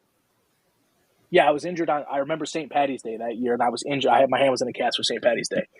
So for those 8-10 weeks or however long I was out, everything was shut down. So you know, beer and I got really acquainted, like every single day. You know, and then my hand's in a cast, so I'm not training. The gyms are closed, so like. You're just not doing anything besides, you know, the cardio I would do is I take the dog for a run and then come home and drink a dozen beers. So like you can imagine, like, you know, not exactly treating your body the best, right? And then I went through some bad stuff in my personal life, and I started really, really like leaning on alcohol at that point. And then I had to move back in with my parents. I went through like a breakup, and I lost the house, the dog, you know, bad country song shit, right? So all that stuff, you know, stacked up on top of me or whatever. And then I'm on the job. I got my brothers. But at that point in my life, dude, like we'll touch on mental health. Like that was the lowest point of my entire life. I felt as if I was an absolute failure. I felt that what did I do? Like, how did I get here? You know, I was 30 years old. I had enough money, dude, literally to go get myself like a rental house or an apartment. I didn't have enough money for a down payment on a new house for myself. You know, I was like, how did I put myself in this position? And, you know, had the pity party for myself for a couple of months while drinking really heavily. And I actually had this conversation with a really close friend of mine the other day who was there, like, with me. I actually lived with him for a couple of weeks when this all first started happening. And then I ended up moving back with my parents. My dad was like, hey, man, you can't keep couch surfing, you know, and working and staying on people's couches. Just come back here. I was, well, I'm going to get an apartment, you know, and he's like, no, don't waste your money on an apartment. Come back here. My dad and my mom, they let me crash rent free for a few months so I could stack my money up and buy it. And I bought my house now a few months later. But I was talking about it with my buddy, and I told him the truth about what I was dealing with in that time, which I never told anybody in that time. And he looked at me, man, and he was like, this dude's a savage. Like he's a been there, done that kind of cop. You know, he's a badass dude. He's a guy I have tremendous respect for him. And he's getting tears in his eyes. And I was like, what's wrong, man? Because this is like years later now. You know, I'm telling him this at my son's gender reveal party. You know, so it's like years later. And he's like starting to well up, and he's like, I had no idea. And he's like, I'm sorry. I'm like, what are you saying sorry for, bro? You weren't meant to know. I hit it, man. I was like, you could have gave me an Oscar for the performance I put on for everybody back then. He's like, man, I just thought you were just partying. Like, it was part of the job. Like, nobody thinks anything of it. You're just going out to the bar. You're single. You're doing whatever. And, but no, when I put on the happiest face for the people around me was when I was really at my lowest, you know. And then, I dug into that pretty bad for a while. And I remember thinking to myself in my lowest moment, I never contemplated suicide directly. But I did say to myself one time, like, if somebody gets the better of me, like if somehow, some way a motherfucker gets the drop on me on the job, at least I won't hurt anymore. And that was the lowest of the low for me, you know. And if I could say anything to anybody out there who might be feeling that way, it's like I said earlier, man, don't give up, because it will get better, and it will get a million times better. But you got to put in the work on yourself. You got to be willing to look yourself in the mirror, and you got to have the hard conversation with yourself. Sometimes people need to hear it from somebody else, and sometimes you just got to, like I said earlier too, you got to cowboy the fuck up and figure it out yourself. And that's what I had to do. My dad had told me, and I'm forever grateful to him for it. He came in my room one night and he looks at me, and I'm sitting there, man. And I'm like, I'm not drunk. I had a couple beers or whatever, and I'm just like, I went to bed at like 7:00 at night. I was just depressed. He comes in my room. Mind you, I'm living there in his house, and he comes in the room and he sits down. He's like, "What's up, man?" I'm like, "Hey, what's going on?" And he's like, "What's wrong? Like what's the matter? Like it's been X amount of months. What's going on with you? You know what I mean?" And he's being pretty stern about it. And I'm like, I just feel sad all the time. That was the only thing I could muster up. It was difficult for me as a man too to like tell my father that. And like it's one thing to talk about your emotions and shit like that. It's not easy for most guys. But like, all I could muster up without actually crying in that moment was I just feel sad all the time. And he looked at me and he's like, "I understand that." He's like, "But what are you going to do? What are you going to do about it? Are you going to quit?" And I was like, and in my mind, I'm like, "Great pep talk, Dad," but it was exactly what I wanted to hear, what I needed to hear. I mean, exactly what I needed to hear. And I was like, "No, I'm not going to quit." He's like, "Okay, I love you. I'm here for you, but this is something you've got to figure out." And he slapped me on my shoulder and he walked out of the room. And the next morning, I changed everything forever. It was exactly what I needed to hear. And I woke up the next morning and I said, "It is time for you to grab your fucking nuts, dude, and get to work, because this is what you're doing right now is miserable and it's unacceptable." And, so I started diving deep into my faith, man. And I took a break from alcohol. I needed enough time away from it to just rearrange my relationship with it. I told myself I'll never use alcohol as a crutch again. Socially, I'll have drinks, and things like that, go out, have a beer with the boys, stuff like that. But I'll never use alcohol to numb my emotions again, or to like, because I had a bad day or because I don't want to feel. I'll never use it for that again. And I'm proud to say I haven't since that day. And, but it can be a lot on you, man. That job will wear on you. I don't care how tough you are. I don't care how mentally strong you are. That job will wear on you. And then you have the exterior of your personal life, your relationships of your personal life, the bad decisions you make because of the people you choose to put yourself around when you're on the job. Misery loves company. And, there's never a shortage of people willing to drink with you. But, crack open your Bible and say you're going to go sober for a little bit, and people are like, "What the fuck is wrong with this guy?" So it's, you figure that out pretty quick, and that's good too, because there's some things you got to do on your own. And, For sure. Yeah, but yeah, no, it got low and then it got better, man. You know what I mean? Like, not to, you have to pay attention. What were the day-to-day steps that you took to kind of right the ship? I'd say get like training. Training's always been big, man. Go to the gym. I started reading my Bible. I started praying. Big thing for me was faith. And just like you hear people talk about self-talk. Self-talk's a big thing, man. Like you wake up and you got to tell yourself, like, "Yo, I'm going to do this today." And today, like, hour by hour, day by day, you just fight back that noise. Fight back that, I'm a failure. All the bullshit that gets, like, your head is just going crazy with. You fight all that shit back, and you just keep telling yourself whatever you need to tell yourself, whatever hypes you up or whatever keeps you focused, whatever words those are for you individually. That's what I would say for me. It was just like, "You're a bad motherfucker, dude. Don't ever let anything beat you like that again. You're down, but you're not out. Let's go. Like, let's go." And I just did that every day until it just kind of became habitual. And then, I mean, you just learn to you see life through a different lens, and gratitude, really being grateful for having another day, another breath. Then you realize that it ain't that bad, It can pretty much always be worse if you're still breathing. You know what I mean? So it's just being grateful and seizing the day, dude. As corny as that may sound, it's the truth. Because life is so precious, man, and we don't know when it's going to be up for us like that, So take advantage of every day and And if you're struggling that bad, man, just then seek things to be grateful for, is what I would say. Seek things that are positive in your life.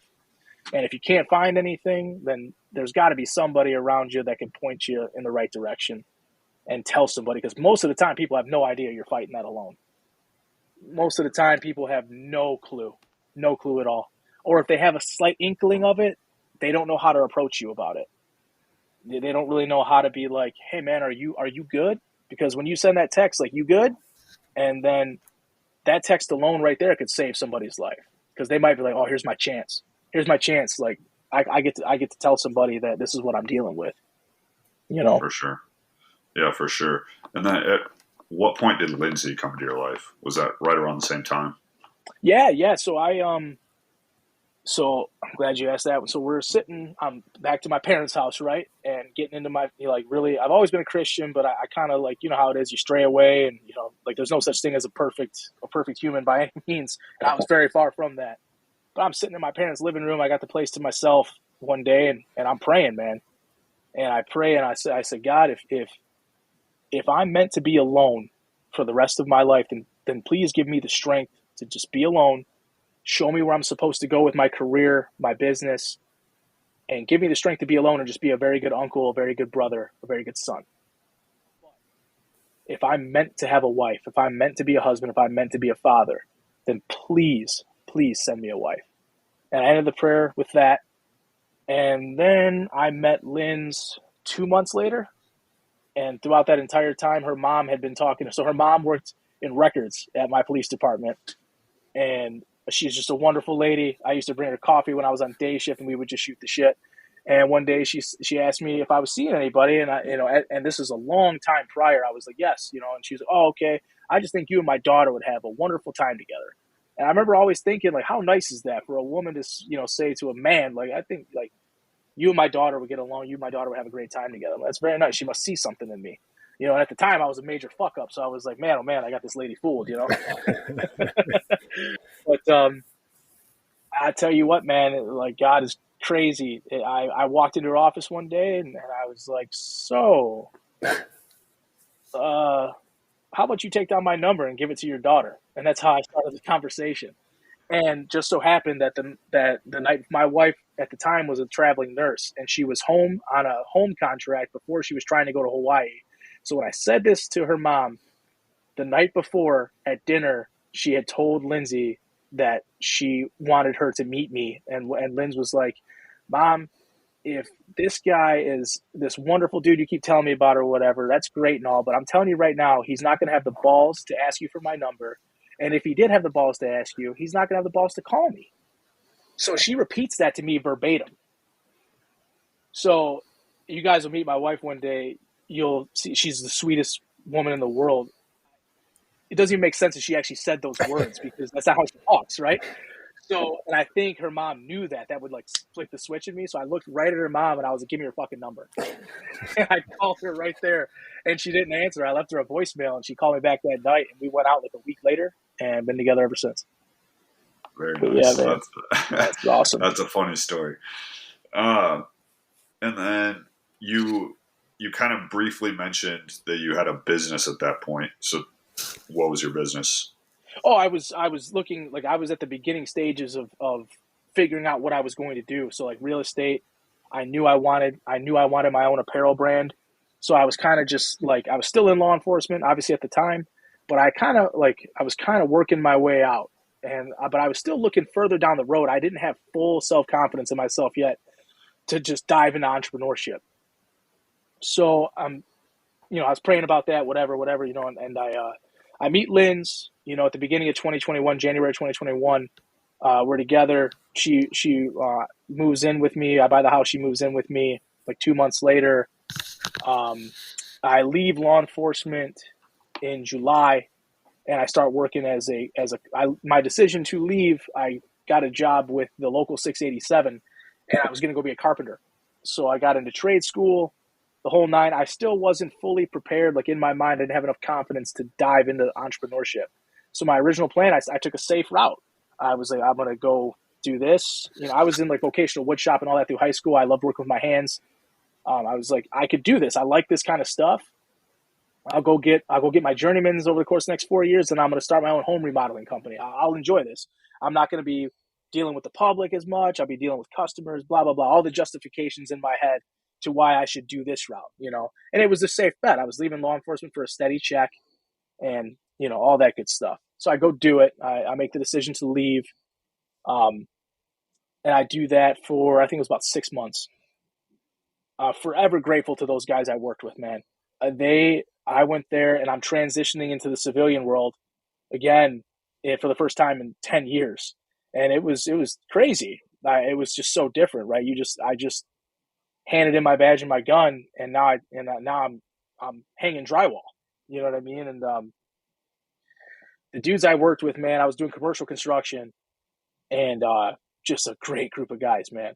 Hardworking fucking dudes. And I get there, and it was kind of like being on the job again. They're just busting each other's balls and just working, and so then they're like, "What did you do before?" Or whatever. I was like, "I was a cop, man." They're like, "What the fuck are you doing here?" And I was like, "Oh, I was leaving law enforcement. I've always wanted to do this type of work, blah blah blah blah blah." And they're like, "All right, right on." And I mean, I enjoyed the work. I enjoyed the guys, but it was, as my wife would say, I was unfulfilled. She's like, I could tell you were extremely unfulfilled, and she never said a word about it. She was like, just the way that you operated and the way that you were, I knew that it wasn't going to be enough for you, but you had to figure that out on your own, and I did. But yeah, I'll forever be grateful for that time, because that really showed me. Those guys helped me transition back into the civilian world. It was hard work. I have tremendous respect for what they do. I knew that I did not want to do that for my next 20 some years, being in my 30s already. I was, and I was like, and I wasn't fulfilled. It's no knock on what they do. Like I said, man, great dudes, and they're crazy underpaid for how hard those guys work, man. Those guys work fucking hard, and I learned a ton from them. But like you said earlier, the COVID stuff was still happening, right? It's 2021, but there's still like, the vaccine mandates. That is a big thing that everybody's had to deal with. Well, that's just not my style, man. You do whatever you want to do. I don't judge people, bro. Like, if you felt the need to get it, by all means, you got it. I don't care.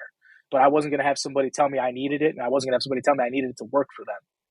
So it came down to like, oh, if you don't have it, you won't be able to work on these certain job sites, and this is what's going to be coming down the line, and they were cool about it, man. Like, they were just like, this is how it's going to be, guys. This is kind of like the future of what we're dealing with.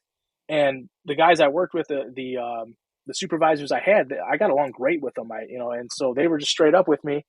And I told them, I was like, all right, man, I'm out, dude. Like, I'm not going to do it, and like, if I'm just going to get laid off and have to bounce from company to company to company within the union because of this, and it's going to go on for the foreseeable future, I'm going to take my chances on myself. You know what I mean? And I was doing some more private security work at that time, just on the side, like just cash work to make more money.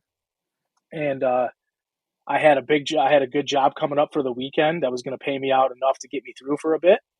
And I jumped on that, and I left around Thanksgiving time. And those dudes, they threw me like a little going away party at B-Dubs in Ann Arbor on my last day. It was awesome. Fucking great guys, man. We all drank a bunch of beer and ate some wings, and they sent me off, and they were like, man, it was a pleasure working with you, pleasure meeting you, dude. And a bunch of good dudes. I keep up in touch with a few of them still. But yeah, that's how I started, man. And I don't want to leave this out. As I'm driving in for shift that morning, as clear as day, man, clear as day, God says to me, leave now or you'll never leave. As clear as day. And so that's when I was like, all right, like that's cemented. It's time for me to go. And like, it's time to jump on these things that I feel that he's implanted in me to pursue, you know what I mean? So jumped on that, and I had already had my real estate, my course. I had started like 6, 8 months, 10 months prior, and I just set it to the side, just kind of like fiddle fucking around. I wasn't putting in the work like I should. So I was like 2 hours into it, right? So I picked it up, and when I left, my plan was I'm getting my real estate license. I'm diving into real estate full time, and then I'm gonna start building my businesses that way. So I get home, I take like the weekend, to kind of just hang out and let my wife and I's head wrap around everything and go over our plans. And And on that Monday, I just dove into the 40-hour online course. I knocked that out in I think it took me about 5 days. I just worked on it sundown each day in my living room, man, on my laptop, and hammered that out. And then I got the first available test, passed the test on the first try because everybody told me I was going to fail it. So I took that personally. And I was like, ain't no fucking way I'm failing this thing. And I passed it. And then I jumped in with Real Estate One, and great. The managing broker I have there is a wonderful dude. I'm actually transitioning out of there right now, coming over to 10-7 with Mike. So I'm really looking forward to that. I got one more deal to close this here in the next, hopefully within the next week, just after Christmas, I think is what we're going to be scheduled for. Get that one, so I don't got to worry about transferring all the paperwork and all that shit, and jump over to 10-7. And because I've been knowing Mike for a couple of years now, a wonderful dude, and it's long overdue that I made that jump. I've been working on my own, and it's definitely time for me to jump into. And plus, he's a great teacher. He's helped me a ton in my own private business, and so I'm excited for that. But that's how I ended up there, man. And then, and obviously I started the apparel company about 6-7 months ago. I went live with that now. Has it been that long? Summertime. Yeah, about 4 months, probably 4 or 5 months. Yeah, so talk to us about the Alpha Standard Apparel Company. Yeah, man. The Alpha Standard Apparel Company. I've been working on that for, it was over a year before I took it live. I'm a bit of a perfectionist. If I attach my name to something, if I'm doing something and it has to be to a certain standard. I can't, with anything I do, I just can't half-ass stuff, I don't think it's a flaw, but sometimes I can get overwhelming to people because I'm like, it's gotta be this. If I'm going to put this out there, it's gotta be dope. Right. So I spent 6-7 months, man, just testing with manufacturers and shirts and fits and hoodies and fits and mixtures and blends and all this stuff, and how I was going to print them and how I was going to do it and all this stuff that goes into it, right? Because it's not hard to start a t-shirt company. I would say it's extremely difficult to build a strong apparel brand, as I'm trying to do right now. It's definitely, anybody can sell some t-shirts, right? You put some dope shit on a shirt, people are going to buy it. But sustainability and building up a tribe, that's what I'm aiming for with my brand. And that's I would say it's extremely difficult, but also very rewarding. When I see people post on their Instagram or something like that and they'll tag us in it, I'm like, that's the coolest shit ever, man. I don't even know that guy, and he's in California or Texas or New York or wherever, and he's rocking one of my hoodies or rocking one of my shirts. I'm like, that's awesome. And I do everything myself. I'm a one-man show. I don't have any employees at this time. So I do my social media. I do it all, man. Everything gets packed and all that is all me, and I put a little handwritten note with every order because I appreciate everybody people work hard for their money, man, and I think I put out a pretty great product that I've tested over the course of that time before I ever took it live to the public. And people that have purchased it over the last few months have given me tremendously good feedback. So that's awesome, man. I look forward to the future with that, with both of my businesses. I love real estate as well.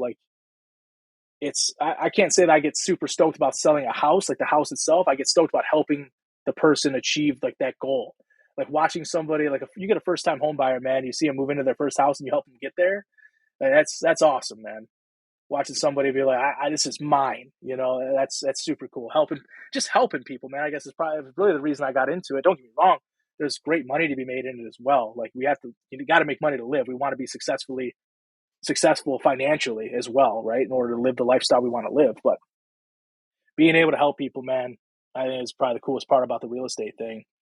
And you learn a ton, dude, in those deals and negotiations, and just translating, being a cop, knowing how to talk to people, being able to talk to people in negotiations, and it goes a long way, building relationships and being the person that somebody wants to work with, and, not just being another face in the crowd, putting on a fancy suit and renting a Range Rover for the day, which is cool. Sure. Don't get me wrong, man. Depending on your environment, you might need that to get your name out there, right? You might, depending on where you're working, where you're selling real estate, people might not work with you if you're not pulling up in a Mercedes. You know what I mean? So you might have to make that sacrifice for a little bit. Fake it till you make it. But well, Mike drives a Hummer, so, and he's dude, he's a broker, baby. So yeah, 2006 Hummer. Dude, that's awesome. Just that's a zombie ride, bro. Yeah, it's pretty. You ain't got to worry about the apocalypse with that thing, It's, dude. That's it. Till you run out of uh, gas. yeah, Yeah, be a bitch to push. yeah. A lot of people notice you. Like it's not a low key vehicle. That's one downside is you can't Right. really go anywhere without like somebody not yelling or just seeing you and just saying, "Oh, I saw you at such and such," So Right. so I Yeah, can't. you can't be incognito. No, and I came from like F-150s, which is like they're Right. everywhere. So like that's a little bit. That's not Blend my. right in, dude. Yeah, I'm not really like allow in it. If you see it too, it's not just the Hummer. It's like it has like these. I don't even know what the 2022 something even big.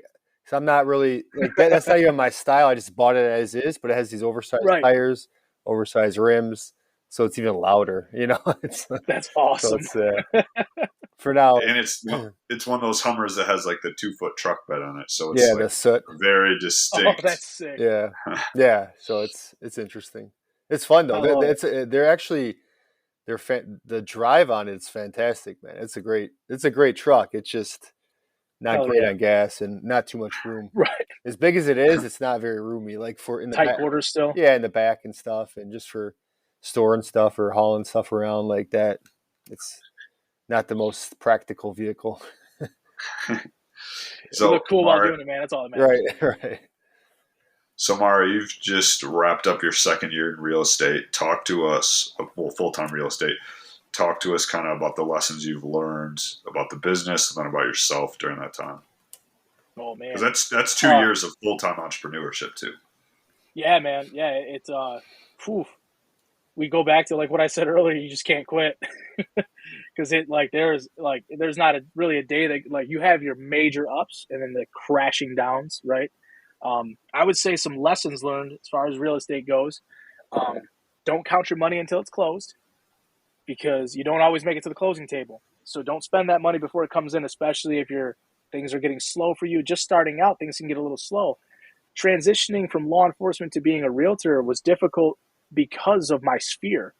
So everybody saw me as a cop still for a very long time. So I didn't get my first deal for about 6 months, and it was from a buddy who was a fireman, a friend of a friend or whatever. But that was my first listing. Everybody else was kind of just like, "Oh man, my buddy was selling his house, but I forgot you're a realtor now, man." And I'm like, "Bro, so you got to change people's minds, right? So like, you do something for so long, especially profession like law enforcement, people just associate like, oh, it's Mario, he's a cop. So that took a little bit. Like that was a lesson learned. Definitely don't spend the money before you have it. If it's not under contract, then a handshake doesn't mean anything. People will back out on you, or people will change up on you very quickly. Um, it's business. Try not to take it personally. There will be personal things that happen. You will have things like that. Bridges will be burned sooner or later. Um, just don't do it like on your own. Like hopefully, if that bridge is burned, it's because it was somebody else's issue and you did what you could. But a client will become a friend faster than a friend will become a client. You got to accept that, and it's not personal. It's just, and I didn't say that, so I can't take credit. I heard that from somebody. I don't remember who, but it's a great line and it's true. It's not personal, man. Like some people just don't want you to know their finances. Some people that are family friends don't want like, say if somebody's friends with my dad and I've known him for years now, he's got X amount of money in the bank and he wants to buy an up north house, but he doesn't really want people to know how much money he's got. But I'm helping him with his mortgage and I got to have access to all that stuff. I get it. And people would rather deal with a stranger who doesn't have any connection to their sphere than they would with somebody who's like they've known for a long time. It's a weird thing, but that's something I've learned. You would just think automatically, that's my boy, dude. He's going to use me. And I've had people that were like legitimately my friends who went with other people, and they were like, "Oh, it's nothing personal, man. I didn't want to bother you." Was always a big one. I'm like, "You're not bothering me, but that's what I do for a living. Like, you're bothering me because I just missed out on that deal." But those are definitely some of the lessons learned. Delayed gratification. You got to live it because it's true, and you got to learn to live within your means. And things are going to be tight. You might start off strong. You might get a couple really good things going for you. You're at the mercy of a market, that's for sure, but you're also at the mercy of how hard you're willing to work. Are you willing to keep up on those relationships? Are you willing to stay relevant to people? Are you willing to look kind of stupid on social media I'm not saying be corny and make some of those ridiculous posts we see realtors make, but like, are you willing to put yourself out there? Nobody cares about your market updates. I'm sorry, I'm not knocking them, but nobody really cares. And like, unless somebody is a very analytically minded person, they don't really care to see what like the houses that sold in Taylor last week. You know what I mean? Like, unless they live there and that's going to be their comps that you're going to run for them anyway, maybe. But I think just it's really about relationships and just how if you just help people, they're going to give it back to you. But put yourself out there. People need to know that you do it. You know what I mean? Like without overdoing it. I'm not a big fan of asking for business. Like if you know anybody who wants to buy or sell, please let me know. But I think that there is a time and place for that. It does. I think that you should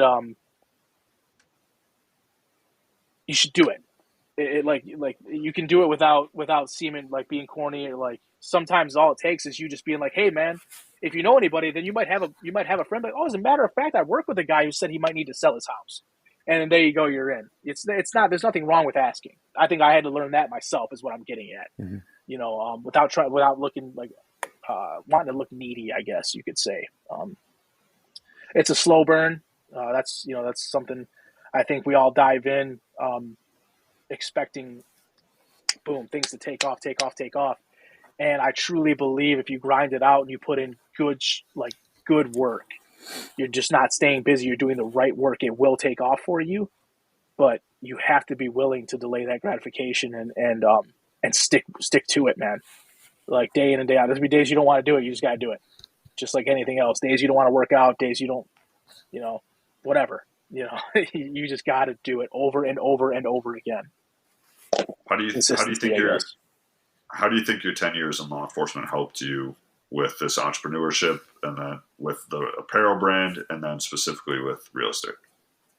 I definitely think being able to talk to people, being able to build relationships with people instantly, because you have to build rapport instantly in law enforcement, right? Like if I walk up on a call, I have to be able to take this guy who's at a 10 and bring him back down to a 5. And I got to be able to do it quickly, efficiently, without having to escalate that situation to violence, hopefully.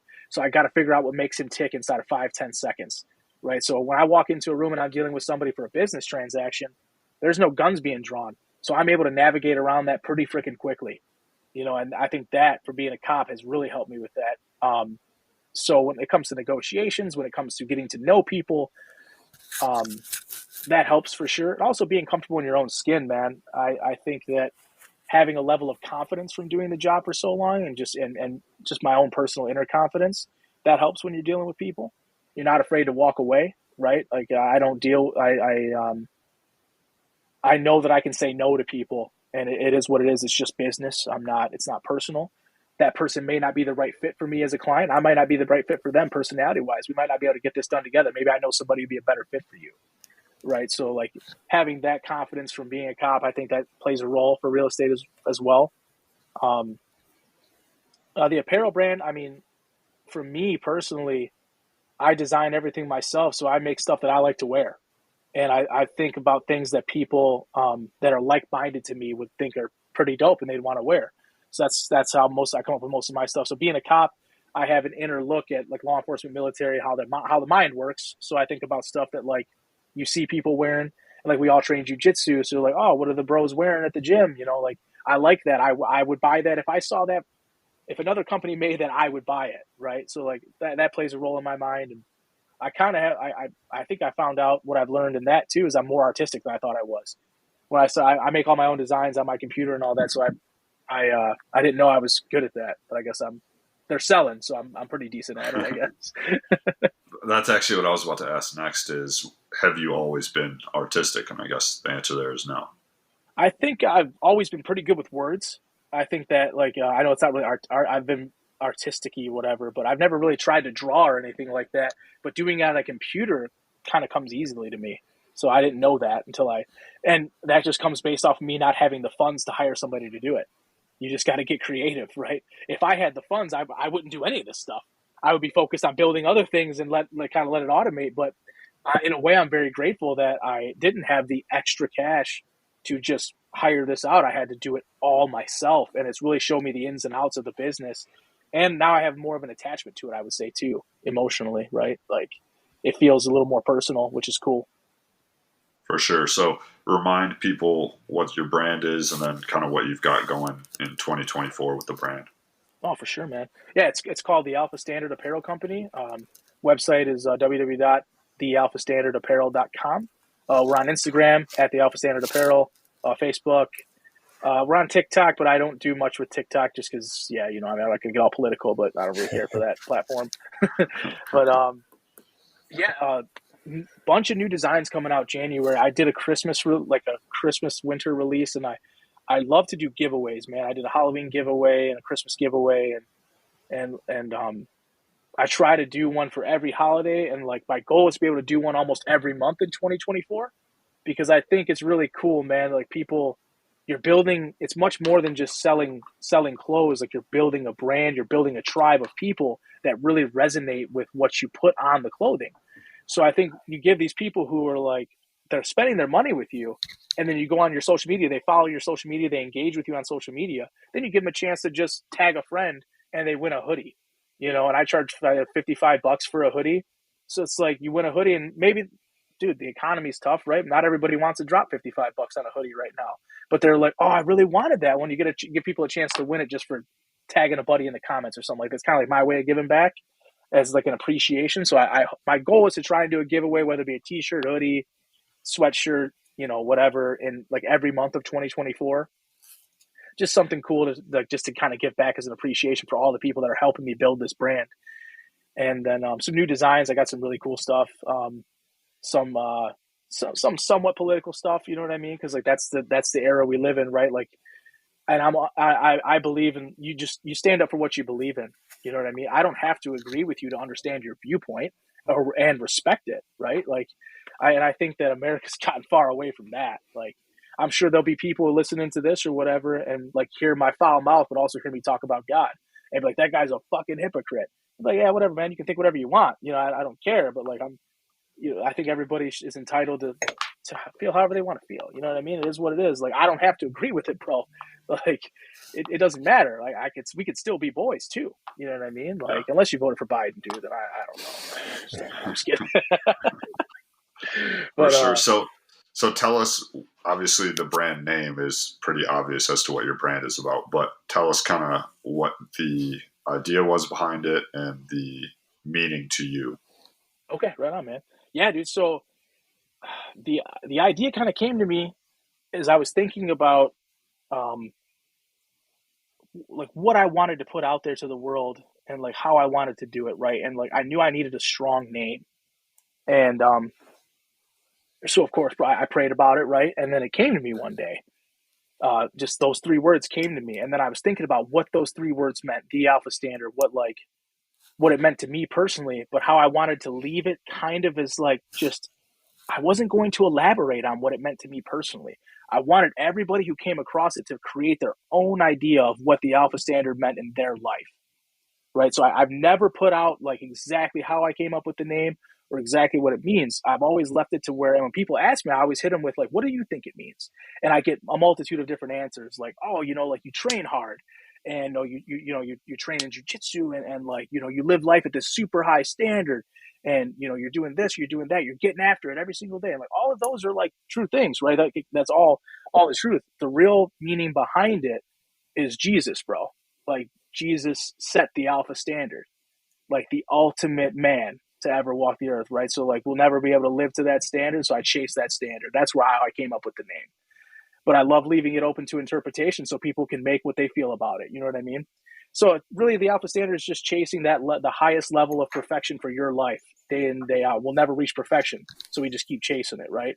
So just getting up and getting after it, being a great husband, being a great wife, being a great mother, being a great father, staying physically fit, always searching and seeking for more, and like really setting the standard in your life so that way people look at you and you might inspire them is what I would tell people is what I would like them to get out of it, and then I try to have some of the designs kind of replicate that.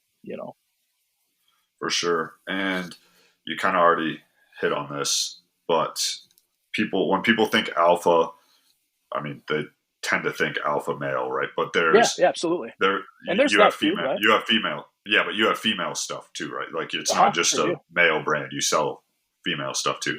Sure do, man. One of my favorite female designs is the Alpha Mama design. And my mother inspired that design. You know what I mean? And like my wife also did too, because you can be an alpha woman and not be a total pain in the ass. Like that everybody thinks of nowadays when they think of like a type A woman, uh, like I'm a type A male. You guys are type A males. My wife has a type A personality, but we don't not get along. You know what I'm saying? Like you can have a strong independent personality as a woman and still have a great relationship with your husband and still let him lead and still be a team, a unit. You know what I'm saying?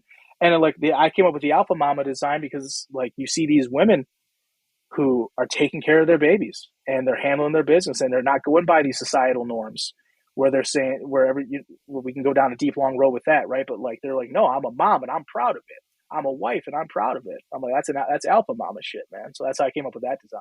But yeah, no, I do a lot of female designs too, and I've got my wife has designed some of the new sweatshirts we just came out for the ladies too, like Mom Life, and she's got one that says In My Mom Era. Let's see, Mama Needs a Coffee because like they all like coffee, right? I think there's another one, Unapologetically Me. It's in like a pink and orange or whatever. So we try and do stuff that still has some femininity to it too for our ladies out there as well. For I sure. might buy that Mama And, Needs a Coffee one. Yeah, dude, it's awesome. So, I'll send it to you, bro. Don't worry about it. You just tell me what size you need. all right, and then also, if anybody follows you, they know that one of the things you're doing is run every day 2023. So, personally, that sounds awful. So, talk to us about the decision making process for that and kind of what you've learned about yourself throughout 2023. Because you're on day, what was today? 350 something? 352, I think today. 352, I think is what it was. I have to look, but I think it was 352.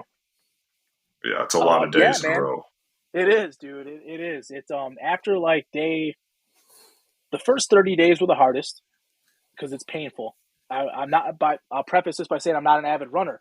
Or at least I wasn't before before I came up with this challenge. Last year around this time, early December or whatever, I always go through these phases where I'm like, oh, I got to start doing a little more cardio. I'm always doing jujitsu, whatever. I'm like, I got to run more. You know what I mean? My body responds pretty well to it, and it's hard. I don't like it. To be completely honest with you, I hated running distance. I'd rather run sprints or just like try and PR a mile time, get it over with as quick as possible. Like I'd rather feel the burn in my lungs and be out of breath for a second and not have to continue doing it. That was the whole reason I would do that, right? Because to me, it was like harder in the moment, but easier like later. So I'm sitting back and I'm thinking to myself, like, all right, you know, I want to I want to do something. I got to run more. I hate fucking running. I can't stand it. So how about I run every fucking day in 2023? And that's pretty much how it went. Like inside my head, my own little self talk, man. I'm like, yeah, I'm gonna do that. So then I got up January 1st, hopped on the treadmill, and started with. I think the first run was it was less than a mile. That was the one thing I did was smart. The first couple of days I started slow because I was still lifting, I still doing jujitsu. So like there's some days have multiple workouts. So I started off slow. I was like, because I always would get into it, like running, and I'd hurt myself somehow, some way. I'd start running again, and then I'd just take off on this 1 mile run as fast as I could. And all of a sudden, I'm like hurting the next day. I don't want to run again for a month, you know? So I'm like, all right, I'm going to start off slow, whatever. The first couple of days, I'm like, all right, a mile here, mile there, mile here, mile there. I do about a mile and a half a day for like the first probably like 2 weeks, maybe. And then I have a Peloton treadmill, so I started doing some of the classes to switch things up or whatever, which is really cool. That's made like the times that I run inside pretty nice to be able to switch things up. But I was still being a bit of a pussy about it. I was doing like 20-minute hit run classes, so I could like walk in between. You know, I'm running sprints and all that, but to me that was easier. Later on, I started getting into like, okay, like one of my goals for 2024 is I want to run a marathon. So I started getting into more distance work, like really just recently. But yeah, no, honestly, man, I thought about what I hated as far as physical fitness, and it was running.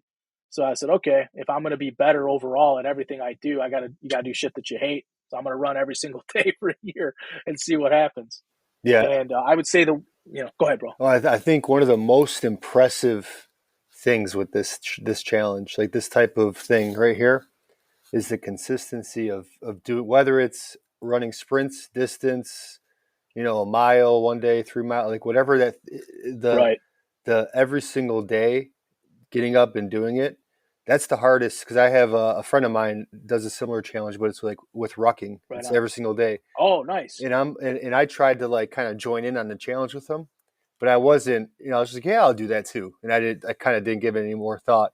I think I lasted like 6 days, and then Yeah, I dude, missed a day, and because it's like, especially you're lifting, you're training jujitsu, and it's like, okay, you're gonna have days where you feel run down. You might even be a little under the weather. You might have for tweaked sure. tweaked something in your body. You already lifted Oh, dude, yeah, twice, and then groin, yeah, hamstrings, whatever. still Yeah, got to do like that thing that you committed to yourself to do.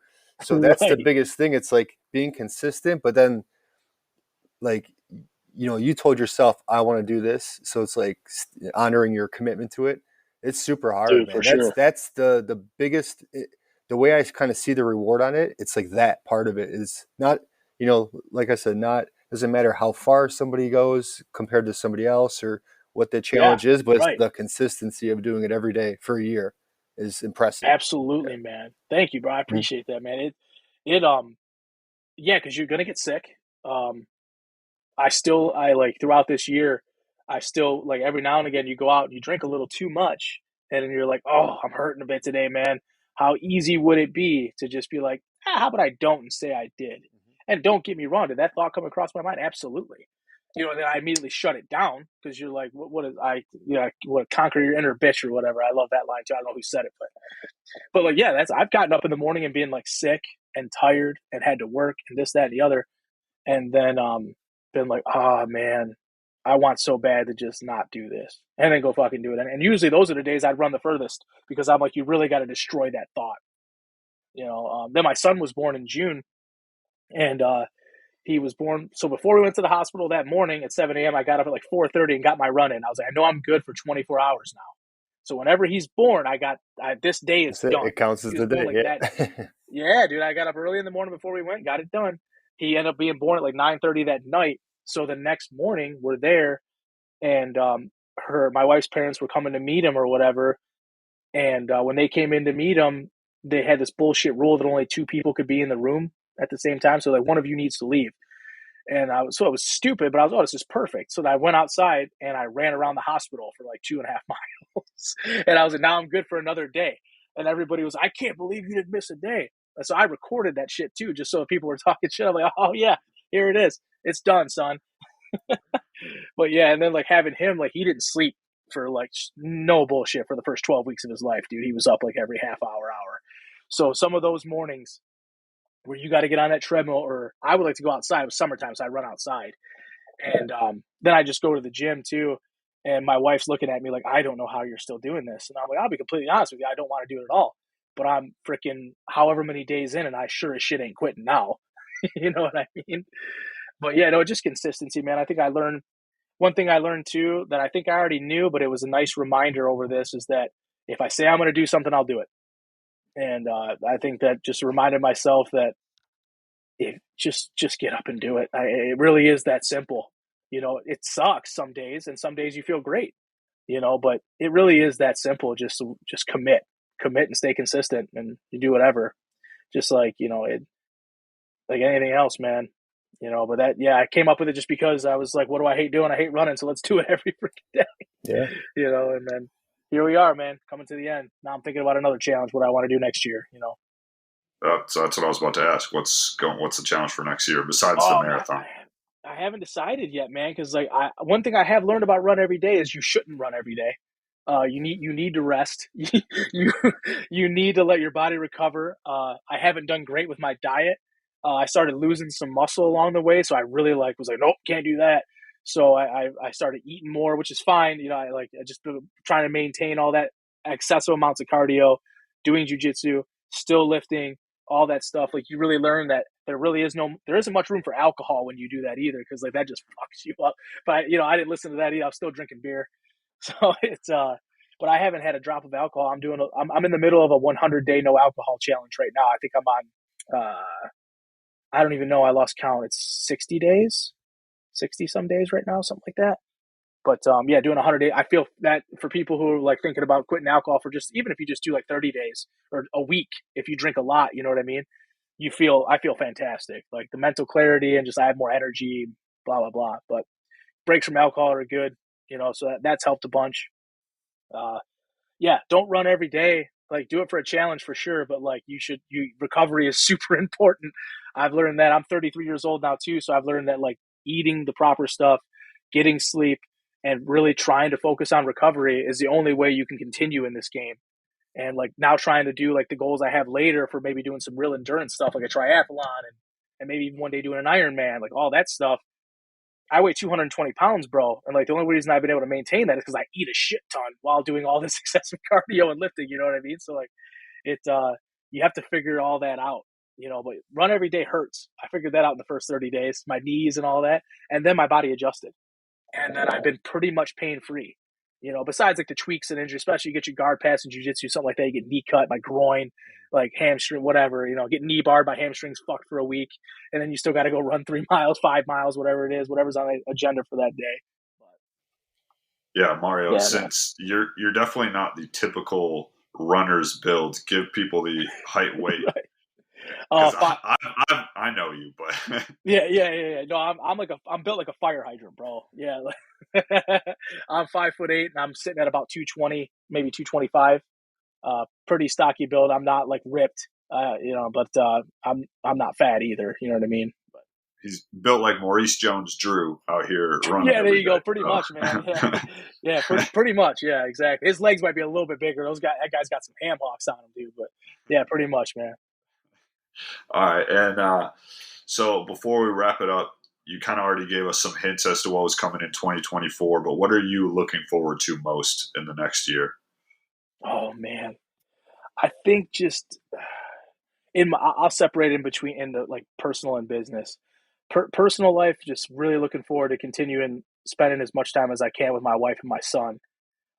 Being an entrepreneur has his own set of stresses, but I'm also able to be with my son every single day and my wife every single day.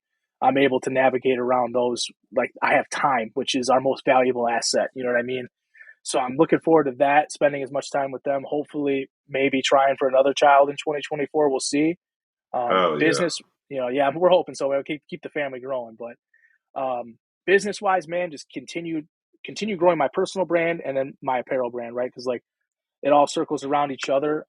Trying to keep establishing my social media presence as best as I can, um, and just growing my real estate business, making that transition to 10/7 and learning some more things, expanding that, and then growing the Alpha Standard into hopefully something that I can really take massively one day. Maybe even getting into like a warehouse space. Probably 2025. I don't know. We'll see. I mean, things are moving smoothly. Things are moving quickly. So we'll see, man. But just growth, I would say, personal and professional. for sure. And then one thing I definitely forgot to ask, which we've discussed personally, you and I, is how do you look back on your law enforcement career and do you ever miss it? Oh man, yeah. Um, I look back and I'd say I'm extremely proud of it. I'm proud that I served in that capacity for the time that I did. I loved being a cop, man. I was one of those guys that my identity was in it. So when I left, there was a bit of an identity crisis for a few months that I didn't know who I was. Like I had some soul searching to do. I don't miss the day to day operations of the job. I do miss the locker room.